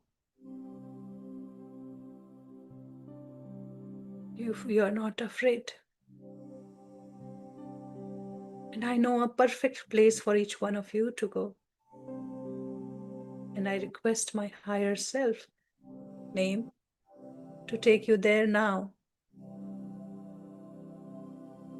Each one of you, go in peace. I set you free. And I close my aura to all except my higher self.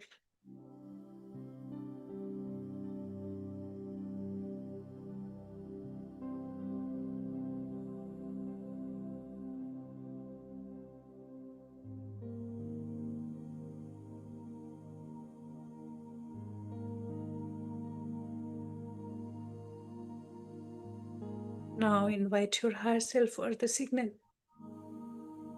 My beautiful higher self, please give me your signal now.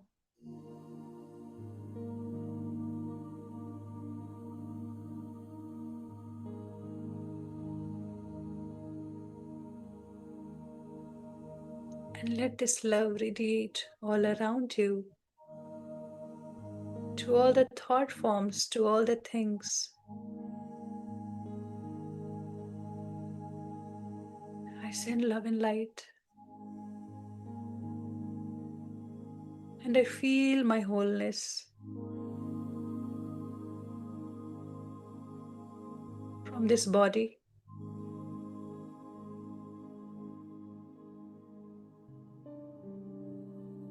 to everything around. There are no boundaries.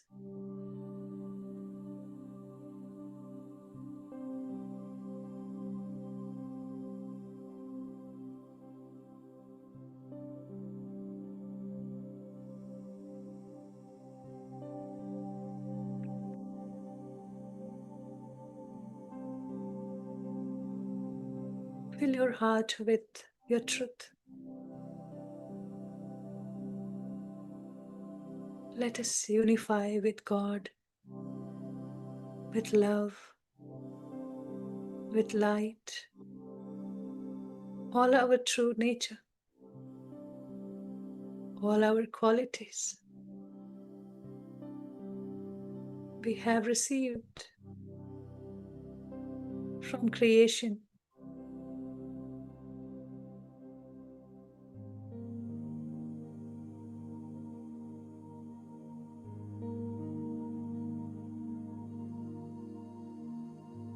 I am made in the image of God, and all the God qualities are mine.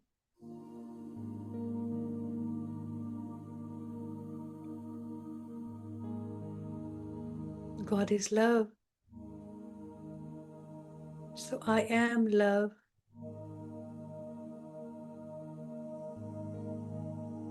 Feel that pulsation stronger.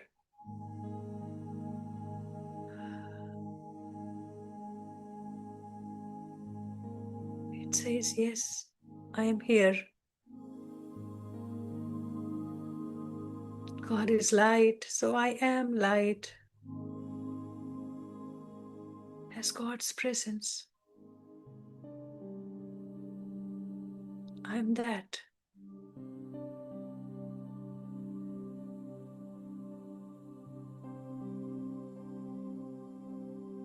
God is happiness, joy, and bliss.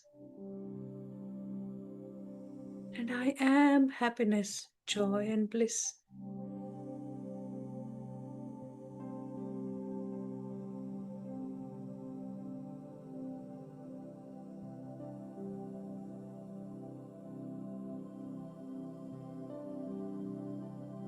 That's what my presence is.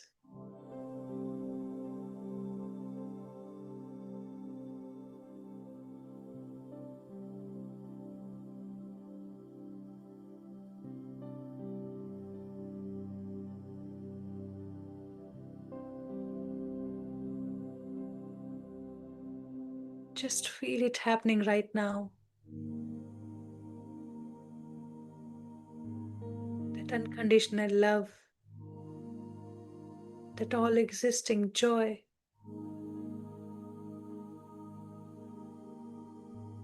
that glorious light, sparkling.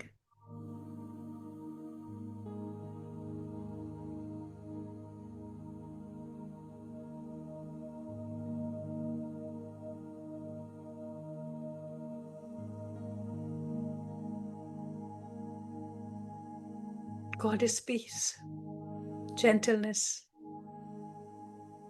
I am peace, gentleness.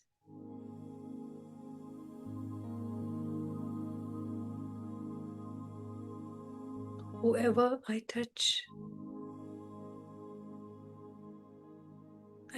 with the softness, like water.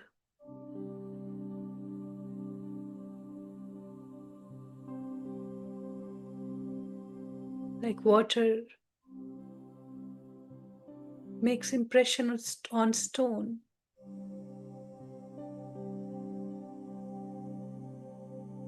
My softness, that I am,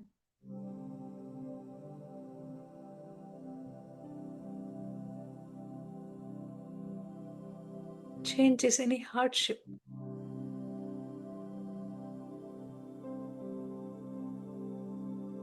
any difficulties, into sweetness of life.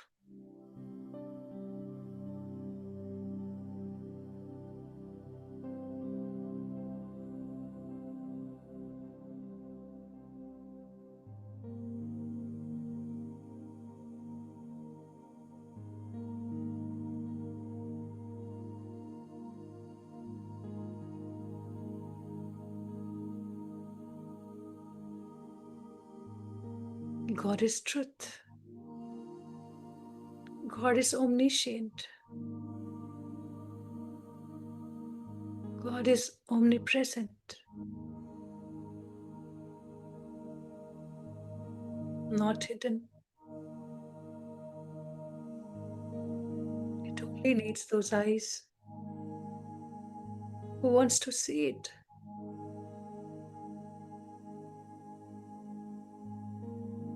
I am truth.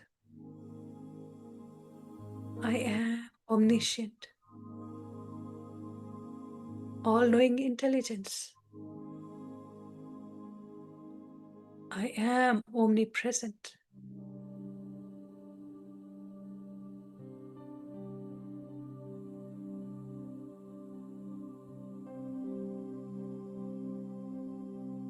See what thoughts you received as you claimed it.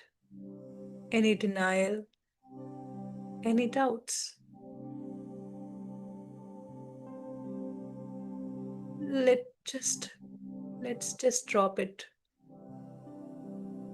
and accept it as truth, as our true qualities. We'll see it unfolding.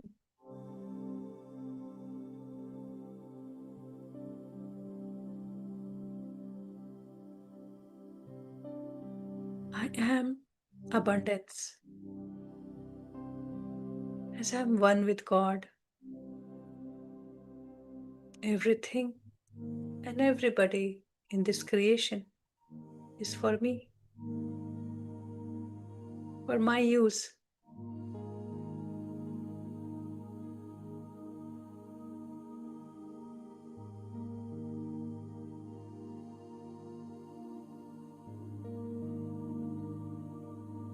You may want to breathe in deep and breathe out deeply to expand further.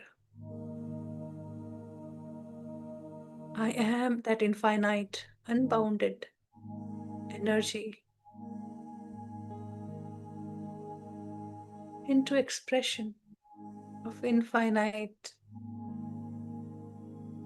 potential. As God is omnipotent, and I am His expression of that.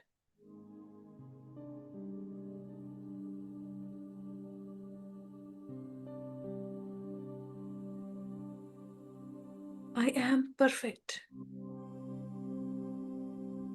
Even the imperfection says I am perfect, whole and complete, as made in the image of God. His creation is perfection. His creation is perfect. And I am that perfection.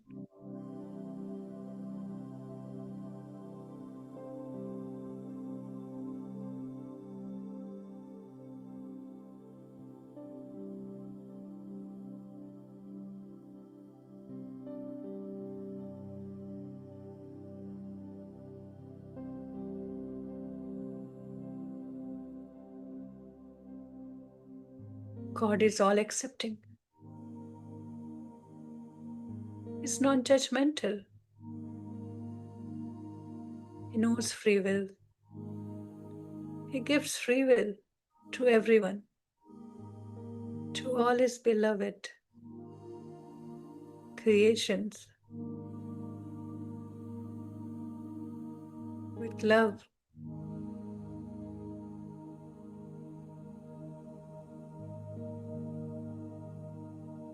As God knows,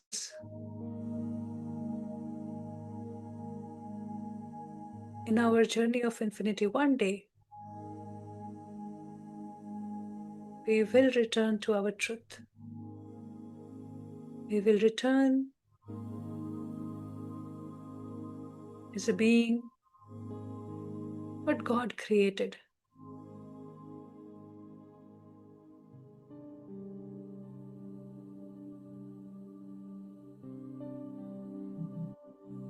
As we learn as a creator, we learn from creating from our illusion.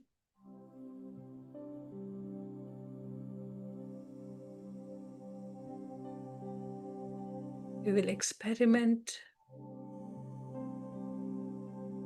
and in all the experiment, we'll connect back to the truth.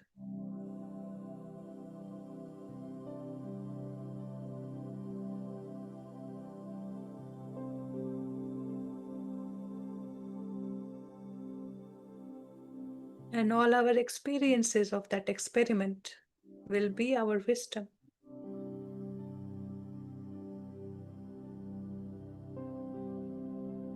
So just be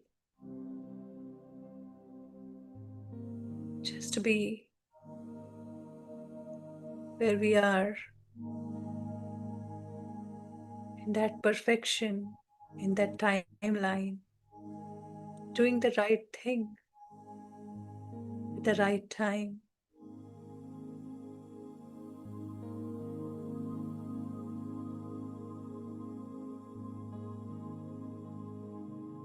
As God's thought is over, His plan is already done, executed.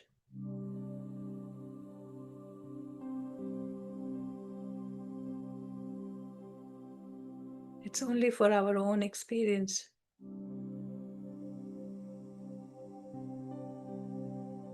We are living it moment by moment.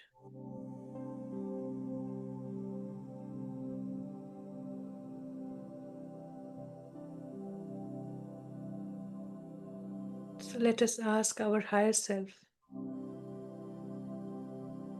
today, I want to learn about promoting others' self-acceptance.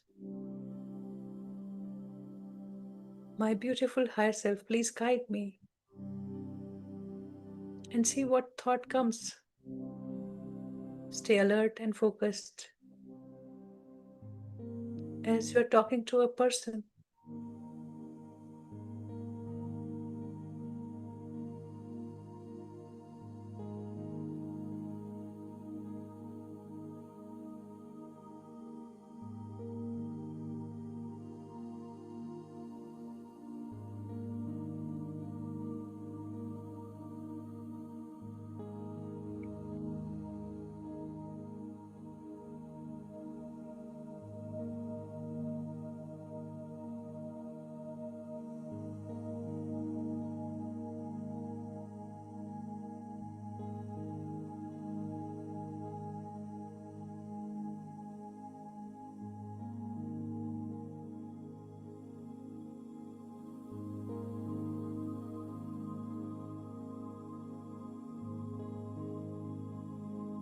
All is self,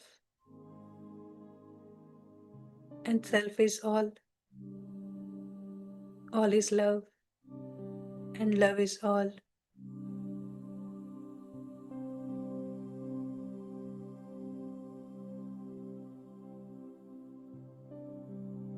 That is what it is.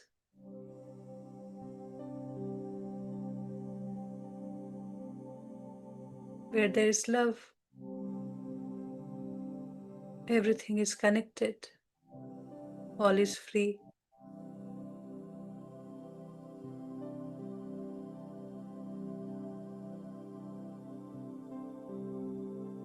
That's our true nature, to be free.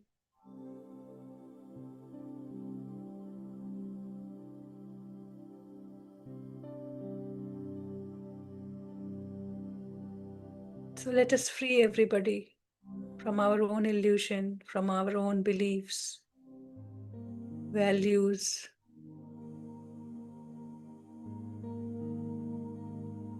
our own limited thinking.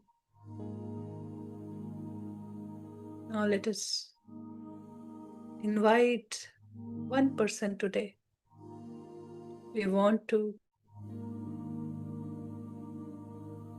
affirm their self-acceptance. We want to promote their self-acceptance today.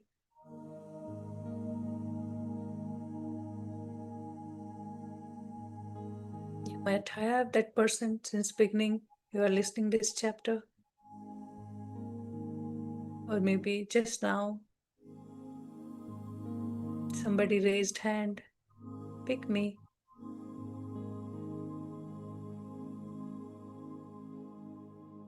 As they are ready for their own self-acceptance.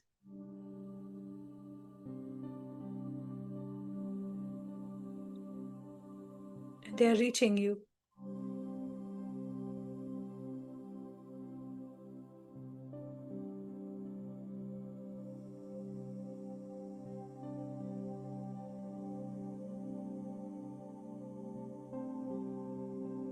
Now, let us do this creating formula.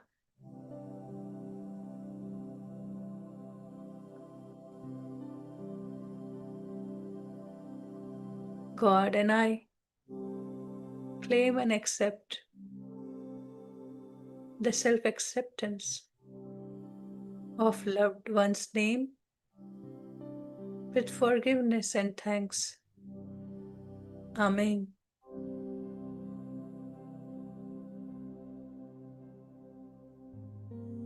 Feel it.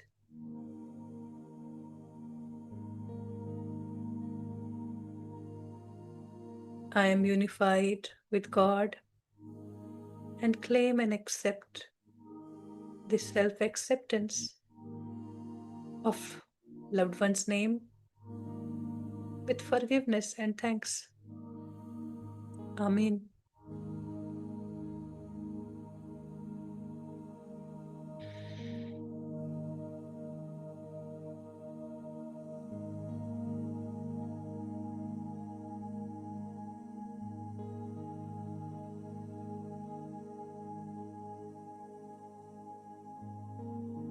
It simply says that everyone and everybody is there for my enjoyment, for my fulfillment. I only have to consider it, claim it with thanks and gratitude and love.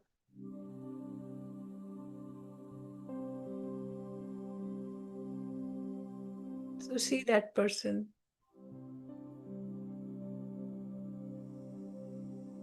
What limiting thoughts are already popping?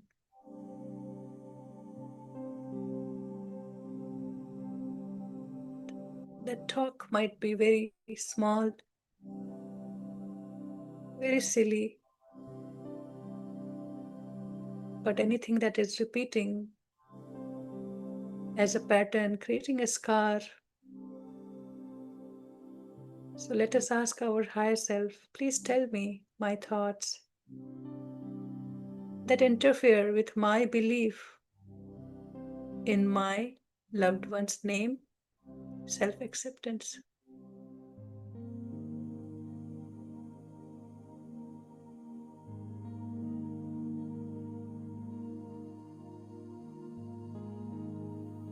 It might be our worry,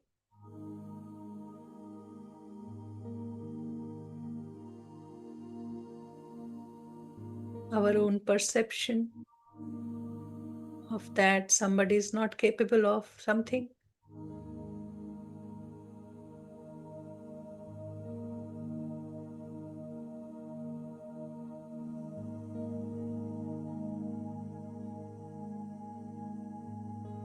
Maybe we are always annoyed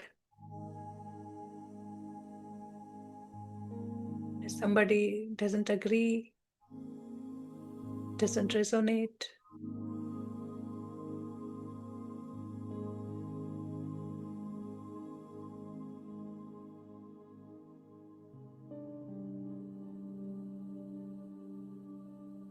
Just see what happens when that person appears in front of you.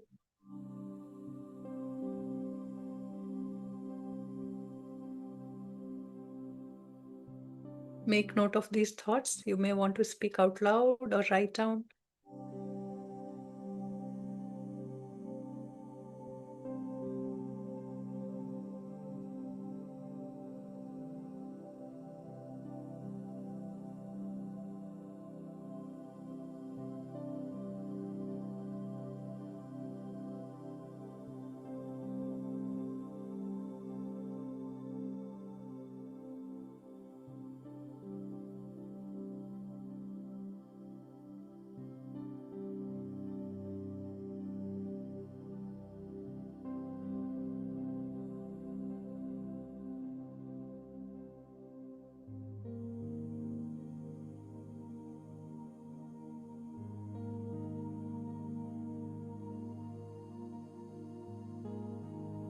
What we saw in others yesterday is not the truth of today.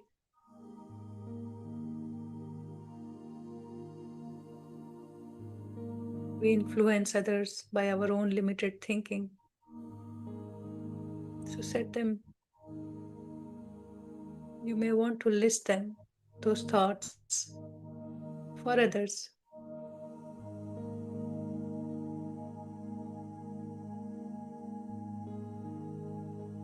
It's your own worries.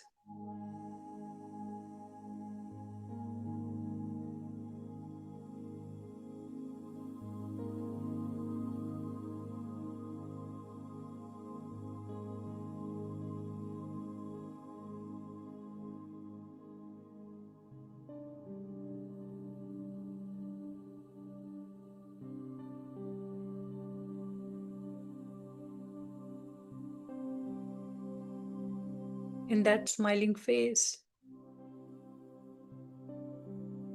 Notice those pinching experiences.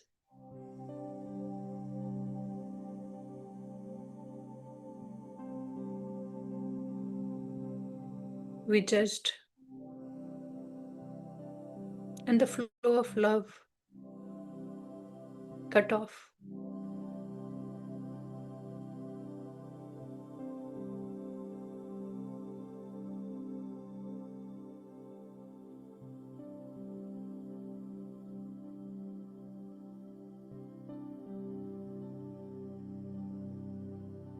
How many times we said, he will never change.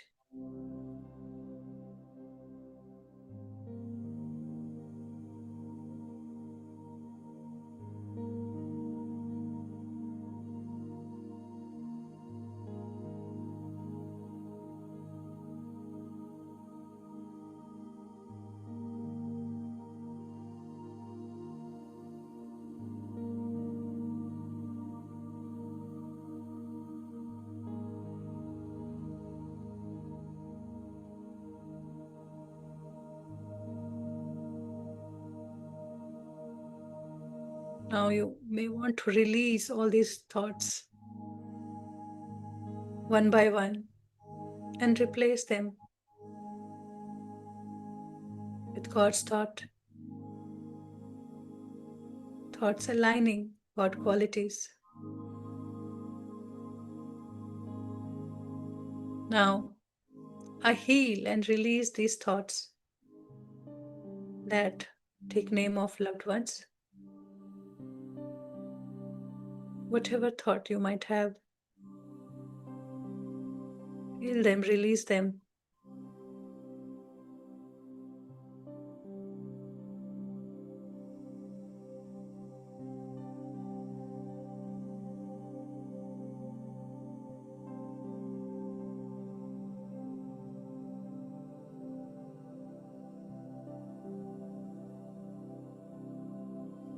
That loved ones does not accept his wholeness.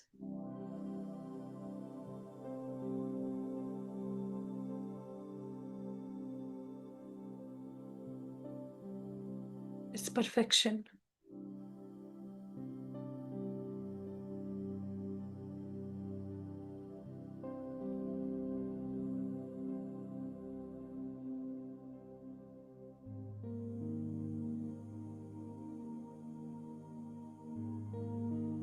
That person is judging himself by his own limited thinking.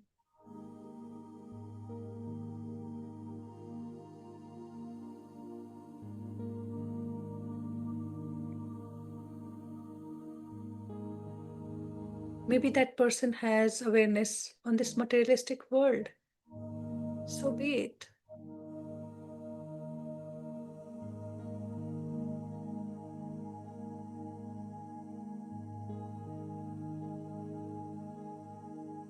Heal and release these thoughts. That person doesn't see himself in image of God, in his truth.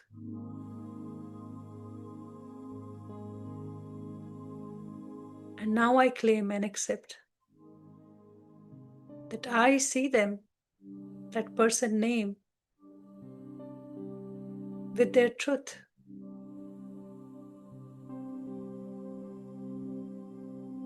I now know that everyone is in the journey of returning to its true self.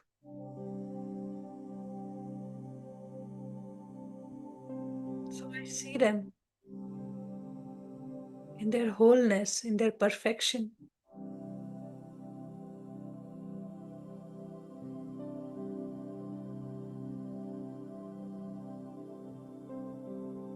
Not with their limited mind, limited intellect, or by their ego.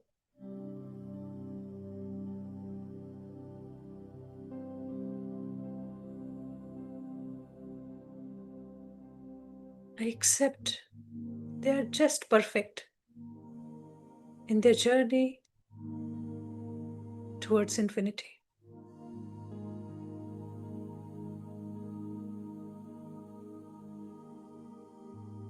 I accept their likings and dislikes.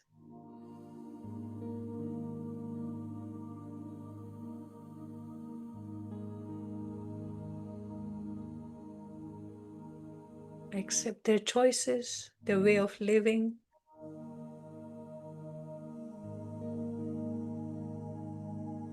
I accept their expression as God accepts.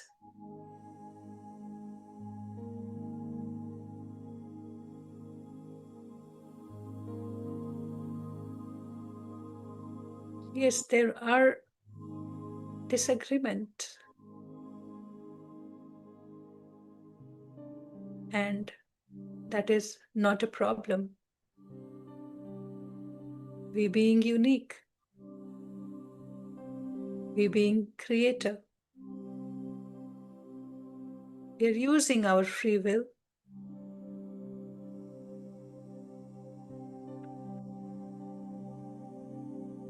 So now I give him his own free will.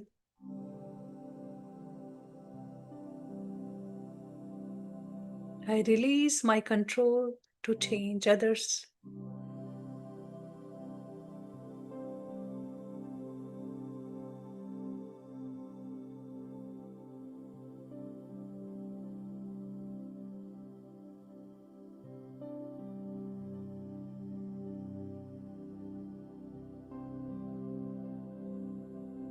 And now I heal and release all my thoughts, known or unknown, conscious or subconscious, that interfere with this claim.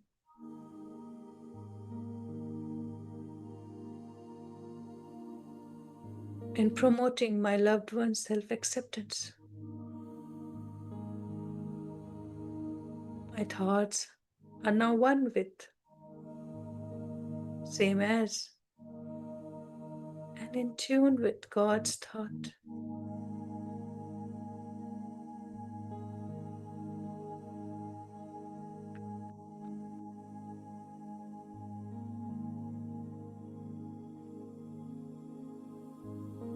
My heart is in total state of forgiveness,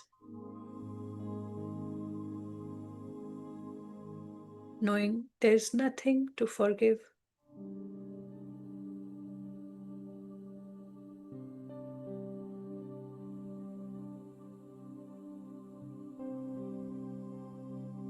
I claim self-acceptance of my loved one's name, and I accept self-acceptance of my loved one's name.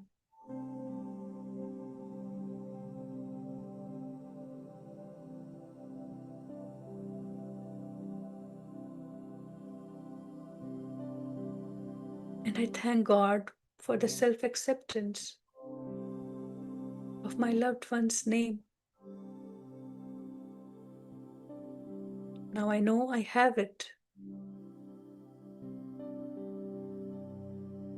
And I now release this claim to God and the natural laws of creation.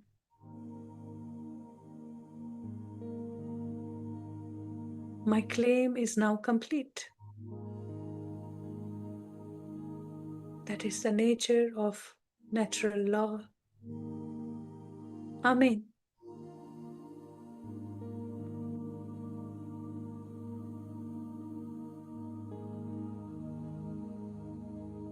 I trust, I know the creation is in progress. It has already manifested.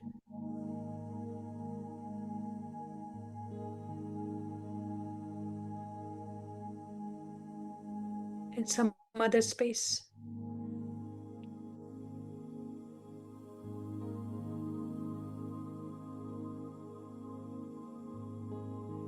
So now incorporate the communication you have received from your higher self into your creating formula.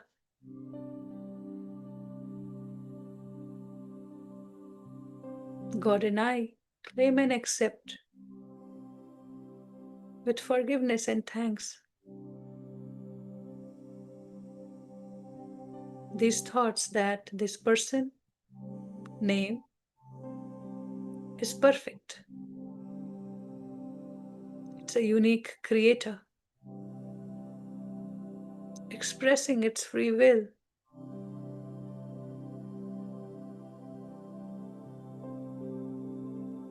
Amen.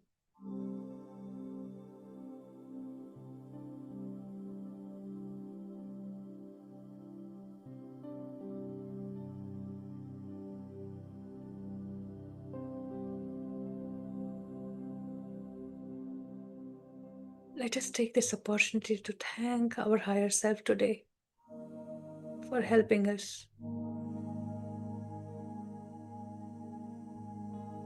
with its guidance.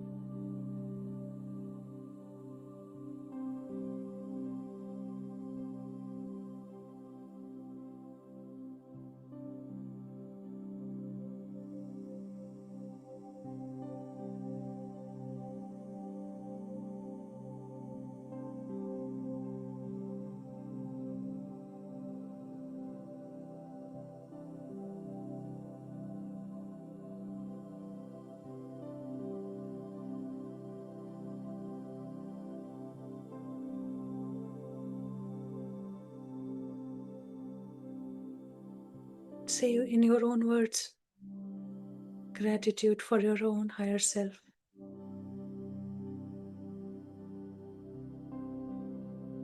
We are connected with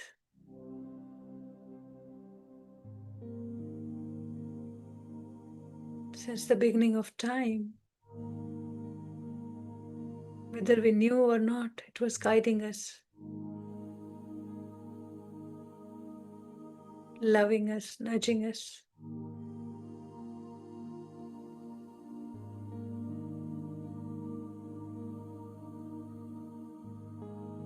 And now send your love to one and all, everyone, everything, all around you. Let your heart expand and feel the flow of love, connecting that unified field, that love in the universe.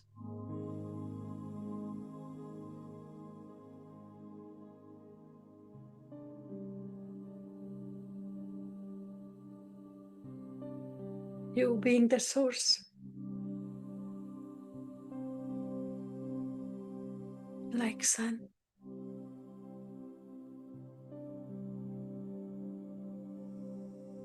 growing with full virtues,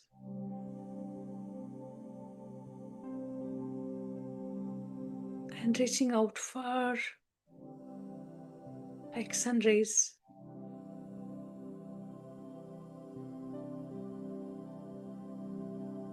Far into infinity.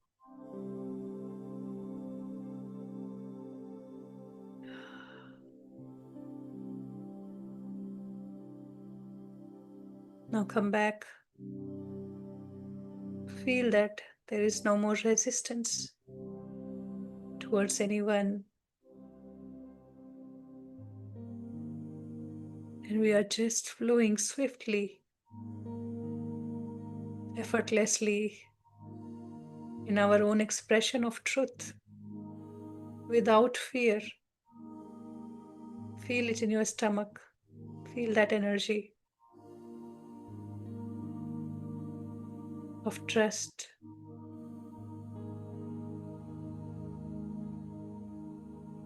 Of being you,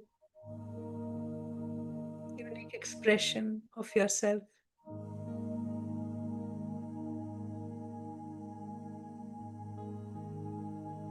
Now say, I close my aura to all except my higher self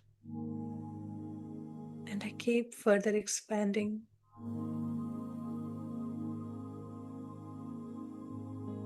As I drop my judgment for others, I become one whole with everything and everyone.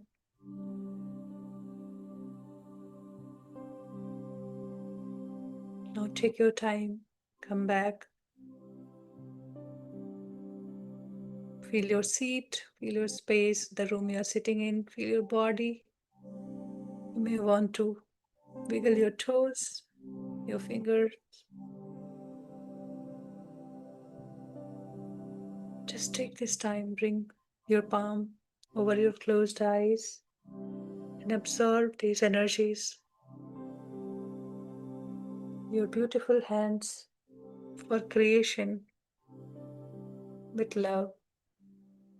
Feel it.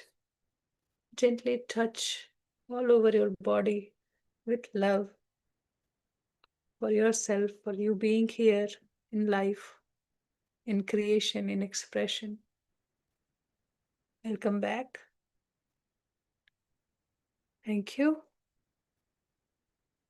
Take your time to integrate, drink some sip of water. You may want to write some more, reflect some more. Take your time, your own space. Now we understand that, we have been listening. There's everybody is, all is one is all, but how? Where? And this is that week we are going to experience it. Today is day one, but every day this practice will deepen and it will unfold many hidden subtle aspect of ourself, our own thinking that keeps us um, away from experiencing our own wholeness, our own perfection. So thank you. Welcome back.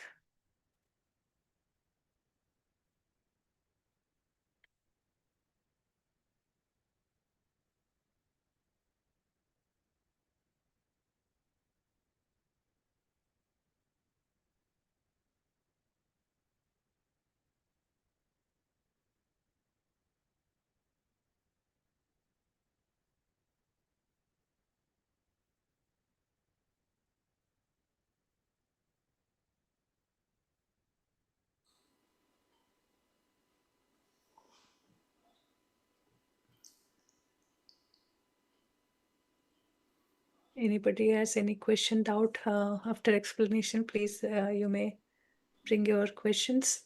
Nandini ji, if you still have any doubt, you can also ask, put up your questions. That will help everybody to understand and so that we can practice it in our own space.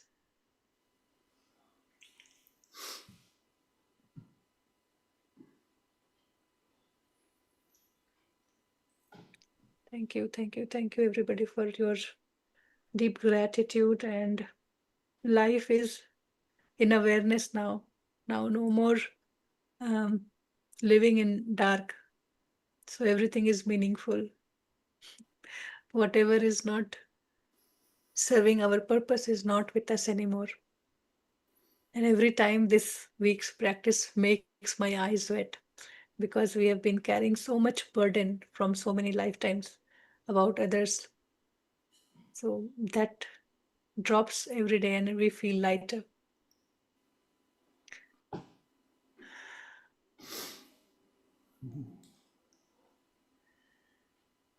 This is yet another opportunity for all of us to shed some weight, weight loss.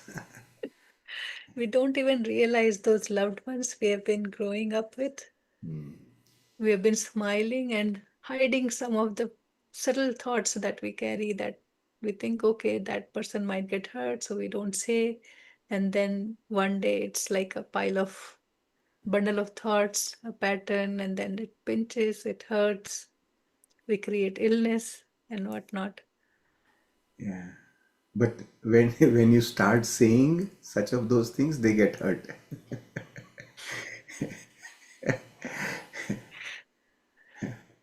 This is my latest experience of today. Anyway, so since in this chapter we are talking about self-acceptance of self as well as others, um, we also need to understand what is our biggest hurdle. What is the biggest hurdle that we have in acceptance in general, right? Self or any acceptance for that matter. What is our hurdle? Biggest hurdle? Would anybody like to say? What's our biggest hurdle in acceptance? Our judgment. Differences, right? We cannot comprehend the differences. So we tend to express that way. But Right. coming back to your words that you said, if you say that person will get hurt if you say that, right? But Yes. just see that if you remind everybody when you talk somebody the true quality, okay, somebody is saying something and you just say you are perfect, you are beautiful, you're just the way you are. It totally shifts the perception of that Right. conversation. Person might even forget what he was talking. Yes. So that difference comes from judgment. So I want everyone to have a little more thinking about the word judgment. Think more about it. Right? When does my ability to differentiate between right and wrong become a judgment? We learn right from our childhood about our understanding for what is good and what is bad, what is right, what is wrong. That understanding we develop right from our childhood. Every time we do something as a baby, somebody says, oh, no, no, no, no, no, don't do that.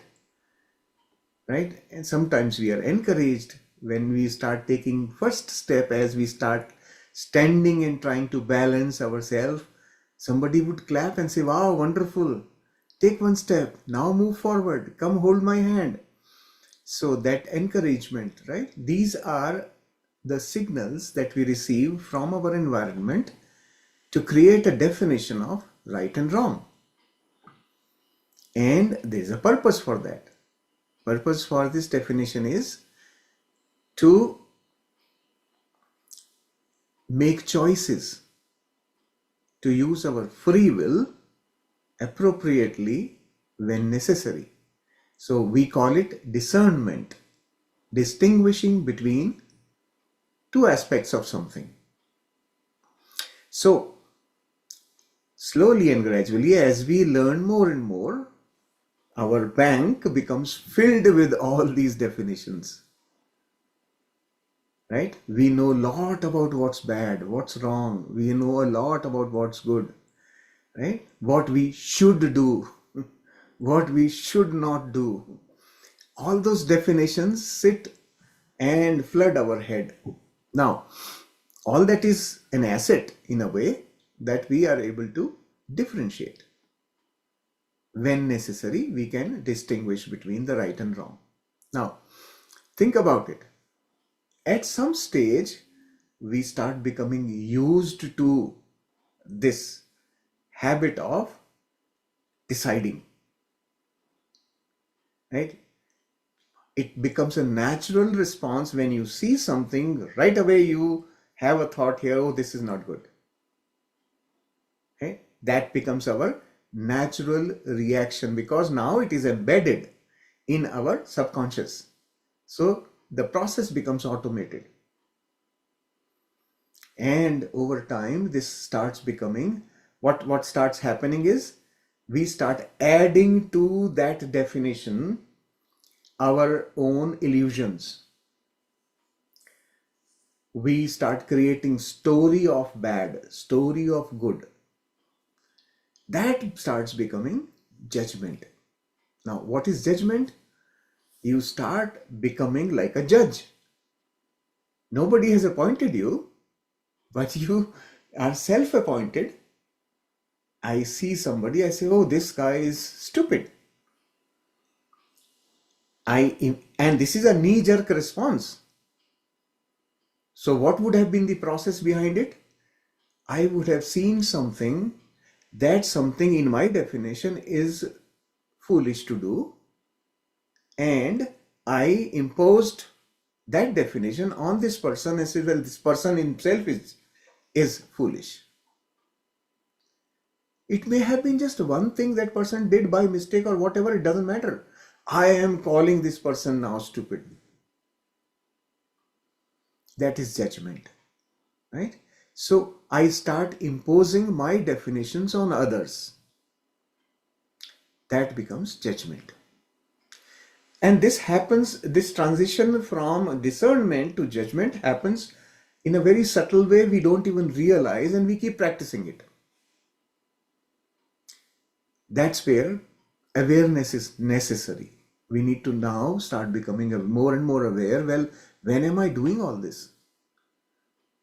Nobody is paying me for making that judgment, right? I appointed myself, but just volunteering, no payment. Why am I doing then? I am wasting my energy. So this habit of judgment, it becomes really a pattern, and that pattern starts becoming our natural reaction to everything, including the self. We start judging ourselves. And the hidden part of judgment is you reject and accept. You basically give your decision, judgment, right? This is not acceptable. This is acceptable.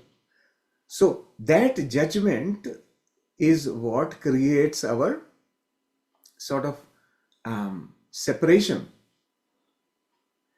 Non-acceptance comes from judgment. So I look at myself in the mirror. I have so many things to tell myself, well, this is not acceptable. But what can I do about it? This is the part of judgment. I don't accept myself as I see myself in the mirror. I will go for a nose work. I will go for something, some surgery, etc., to make me look different. Prime examples, you will see so many people go through this nowadays, and they have come up with procedures and whatnot. But that is all coming from judgment, right?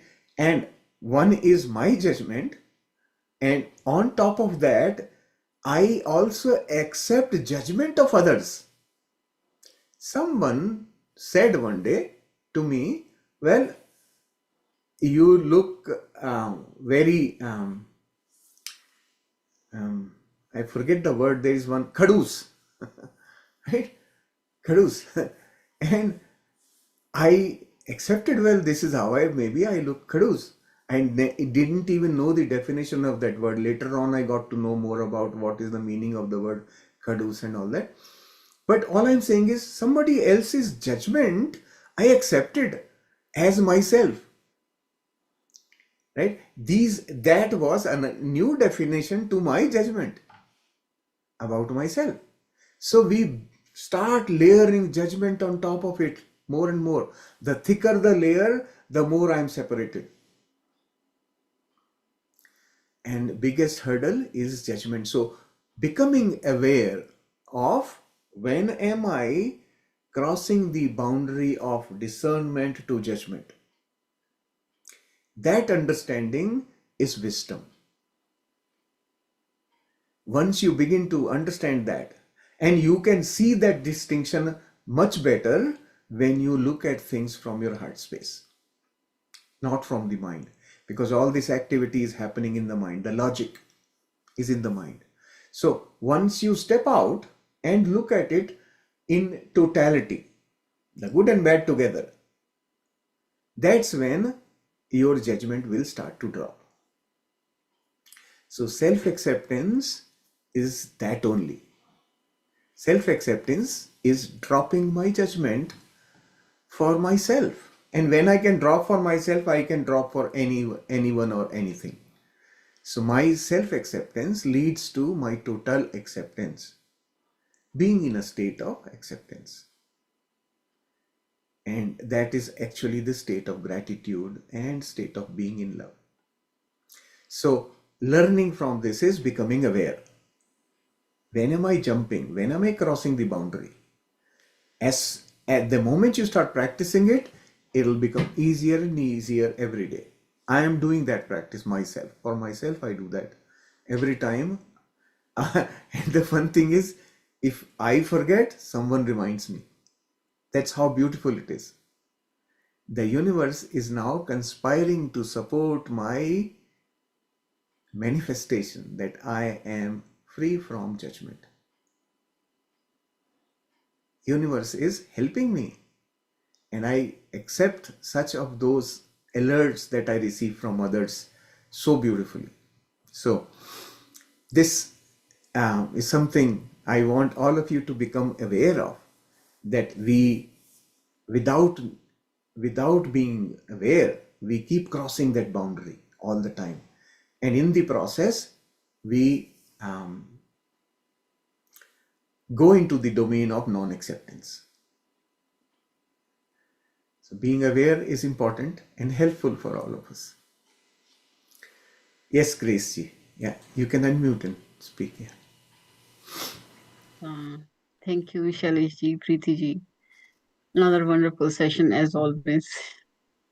And I don't know, I personally think that this is the most profound chapter that I did today out of all those chapters. Like, I don't know, there's so many things in my mind. I don't even know how to phrase it and how to say it. Because if I think about that formula that we did today, I mean, there are lots of things happening in the same formula, right? When we are saying that we are claiming the acceptance of other person's self acceptance, it means like we are at the same time, we are being non judgmental, right? Because we practice that formula, then we start thinking that that person knows his own self acceptance. So if he knows his self acceptance, who are we to judge him or her, right? So we are clearing we are clearing our thoughts too. At the same time, we are giving the space to that person to clear, to think about his own acceptance, and we that's up to him if he knows at that time like what's right and wrong in him. That's not for us to judge. So at that time, if he's in that state of self acceptance, he would automatically change himself. But because of his own wisdom, but because we manifested it for him, we are experiencing him that he knows that he is in the self acceptance, and whatever he's doing is is uh, is in the highest interest of him. So who are we to judge? So in the sense, like, I don't know, honestly, I have so much to say, I don't know how to say it, but on the whole, what I'm trying to say is I'm giving the other person to a space too. At the same time, I am giving myself also to be non-judgmental, because I am accepting that whatever he's doing as per his own highest interest, Yes, right? yes. Yeah, yeah. So Yeah. basically, what you are doing is you are disconnecting and plugging the hole from where your energy was leaking. Yes, I think so. Yeah. You are stopping the leakage which judgment was doing, right? That's all. We are basically clearing ourselves, cleaning ourselves. That person And is also part of a group, right? I am only yes. one of that person's um, uh, uh, uh, environment. Only one. So from this environment, that person has got relieved now. Right? Yeah, and I like Preeti ji said, when you do that, you give the person to express himself more, right? That's something like that. She said it, and that's when I realized that that's a very big thing, because if you're not judging, that person would come as it is, right? And you can accept him as it is. Yes. And that's what I thought about my life, and I thought about like between me and my husband, like. he's the one who talks a lot, like who would share anything and everything with me, right? Like I would know at least 99.9% of what's going on in his life right now, or even on day-to-day basis. But when it comes to me, I don't know. I'm not that kind of person that would. He would only know maybe 5% or 10% about my daily life or what I'm doing. So why is that? So why don't I don't even feel bad that why do I have to be always a listener and not? But when I introspect and I think that I think since the day we got married, I never stopped him from doing what he wants to do, even if he wants to change his profession overnight, even if he wants to start something new, anything. So maybe that's why he got the freedom of doing what he wants to do, and why don't I feel that thing that I should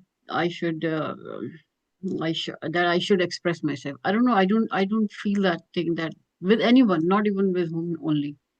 I don't like talking about my plans and my what's going on in my mind. Why is that so? I'm not sure. It can't be answered by a why. It's just Okay. you, right? And you may have your own um, network of thoughts, I would call it, right? Your own mental creation, which could be preventing you from doing. If you think that's what is needed, maybe you feel that it's not necessary, right? If Yeah, it's not I don't necessary, even you're not doing it, so there can be no why. Right? There can't be okay. any reason. There are lots of things which don't have an answer through a why. Logic cannot explain many things, right? Yeah, Through because even logic, at we can't yeah, answer everything. because even at home, like when we are home, suppose 24/7, Hmm. maybe only if 1 minute or 2 minute, if we took the average, I would say anything. Other than that, he's the only one who's talking Ah, about everything. ah. And I don't even feel the need of, like, suppose if I'm doing something in my own business or my own work, I don't even like sharing anything. And I don't even miss it that I don't share it. I don't know why is that so, but It's in everyone is different, right? We are all different and we have our own way of expressing. You may not be expressing verbally, but you may be expressing otherwise. Expression is a totality of you being there. Your presence there is expression. So everyone has their own way of expressing, and that's okay. It's their experiencing of life. But mhm. when we are manifesting anything for anyone, what we are doing, what is manifestation? Manifestation is my reality is changing. Even though it is that person who is changing, but it is that person is in my reality. So my reality is changing, and therefore my experience of life is changing as well. Right? Yes, So through my manifestation, I manifest an experience. Anything that changes to create that experience, including a person, is only a part of the process. And I experience everything. So my experience is what I am manifesting. We should always remember that. Right? Even yeah, though it is the medium could be somebody else. Manifestation is happening in me. I am working on myself all the time. Everyone is doing it without knowing they are doing it. yeah. Now we And know about it, so we do consciously. yeah, and also maybe in my mind I know that the person who is talking so much about himself or his work, and say, "Oh, where would he get that patience of listening to me?" That might be another thing too, right? That might also be stopping me, but I don't even feel that need of expressing. Like, even if someone asks about my plans, I don't like to say this. I like to go on my own path. I don't know. And Maybe that's for that person at least, it's very good that that person has now the opportunity. Now means like always has had the opportunity to express fully in his yeah, own way, right? yeah, And yeah, his way is through speaking. So he yeah, expresses through speech, and that express he has the opportunity. That is his fortune that he has the opportunity to speak. But yeah, there is an associated downside to it. Yeah. There's an associated downside. And what is that downside is? He is learning very little in the process. Yeah. I agree with that. Yeah. When you speak to the fullest of your ability, Yeah. fullest of your knowing. That's all you can speak. You cannot Yeah. speak beyond that, right? And when you listen, you have possibility of getting something new to grow, right? So listening is a virtue. An asset. It helps us grow. If we keep speaking, we perfect. I am expressing myself to the fullest. But am I growing? Really? Mhm. Probably not, right? So some people do participate in my life's experience by speaking. They are making me learn, and at the same time, they are sacrificing their life for me. Yeah. Yeah. For my growth, they are sacrificing their growth. That's a beautiful part. So I feel so much love for such people. Well, this person is helping me grow, right? Yeah. This is what Osho did. To some stage he had grown, and after that he simply helped everyone grow just by speaking, constantly speaking, right? That's important, and it helped, and it is still helping people even to date, right? Yeah, Whatever. but Yeah. the point is what he's speaking. If someone is speaking to you only judging, oh, he did that, he did that, I said this, I said that. That's not Mhm. you, but he just is taking it out. Yeah. I'm not learning anything, but I'm only saying okay because he wants to say it. Then Yes. if the time comes, and if you say, how come you're not saying anything? Like sometimes he asks, and I would say, okay, you want to listen? Then I would say what I feel right, and then he would say, yeah, I think you're right. That kind of a thing, but I don't say until it's really must and it's really like, By yeah, doing that, is he doing? What he is doing is he is poking your wisdom. yeah, And your wisdom at some point will open up and give some wise information. yeah, And he, in turn, over time, will learn that this entire effort didn't really do any good to you or to him. yeah, Right? That's what. So that realization can happen only through practically experiencing in life. So he's experiencing his way of reaching that spot where he understands the uselessness of talking too much. yeah. Right? Yeah, That's because it. sometimes he would say, like, when we're talking about the politics, and he would say about Rahul Gandhi and this, and then I would say, he would keep saying, and I would say, okay, he's only doing what he has come here to do. So don't worry. Let him do his role. Let him do his part. And then, and then he would be just quiet because maybe he doesn't understand what I'm trying to say. But I said, let him do what he's doing. Don't worry about it. Exactly. Yeah. If there So, was no mirchi, you would not enjoy the rasgulla. yeah. Oh, yeah. That's so true. That's so true. Correct. Right? So, Yeah. Yeah. Thank you. Thank you for today's wonderful session. Thank you. thank you. Anything else anybody would like to ask or comment? Otherwise, thank you for being patient, and many thanks to Reena ji for reading the chapter so very well for us today. Yes, Asha ji wants to say something. Let's listen to Asha ji.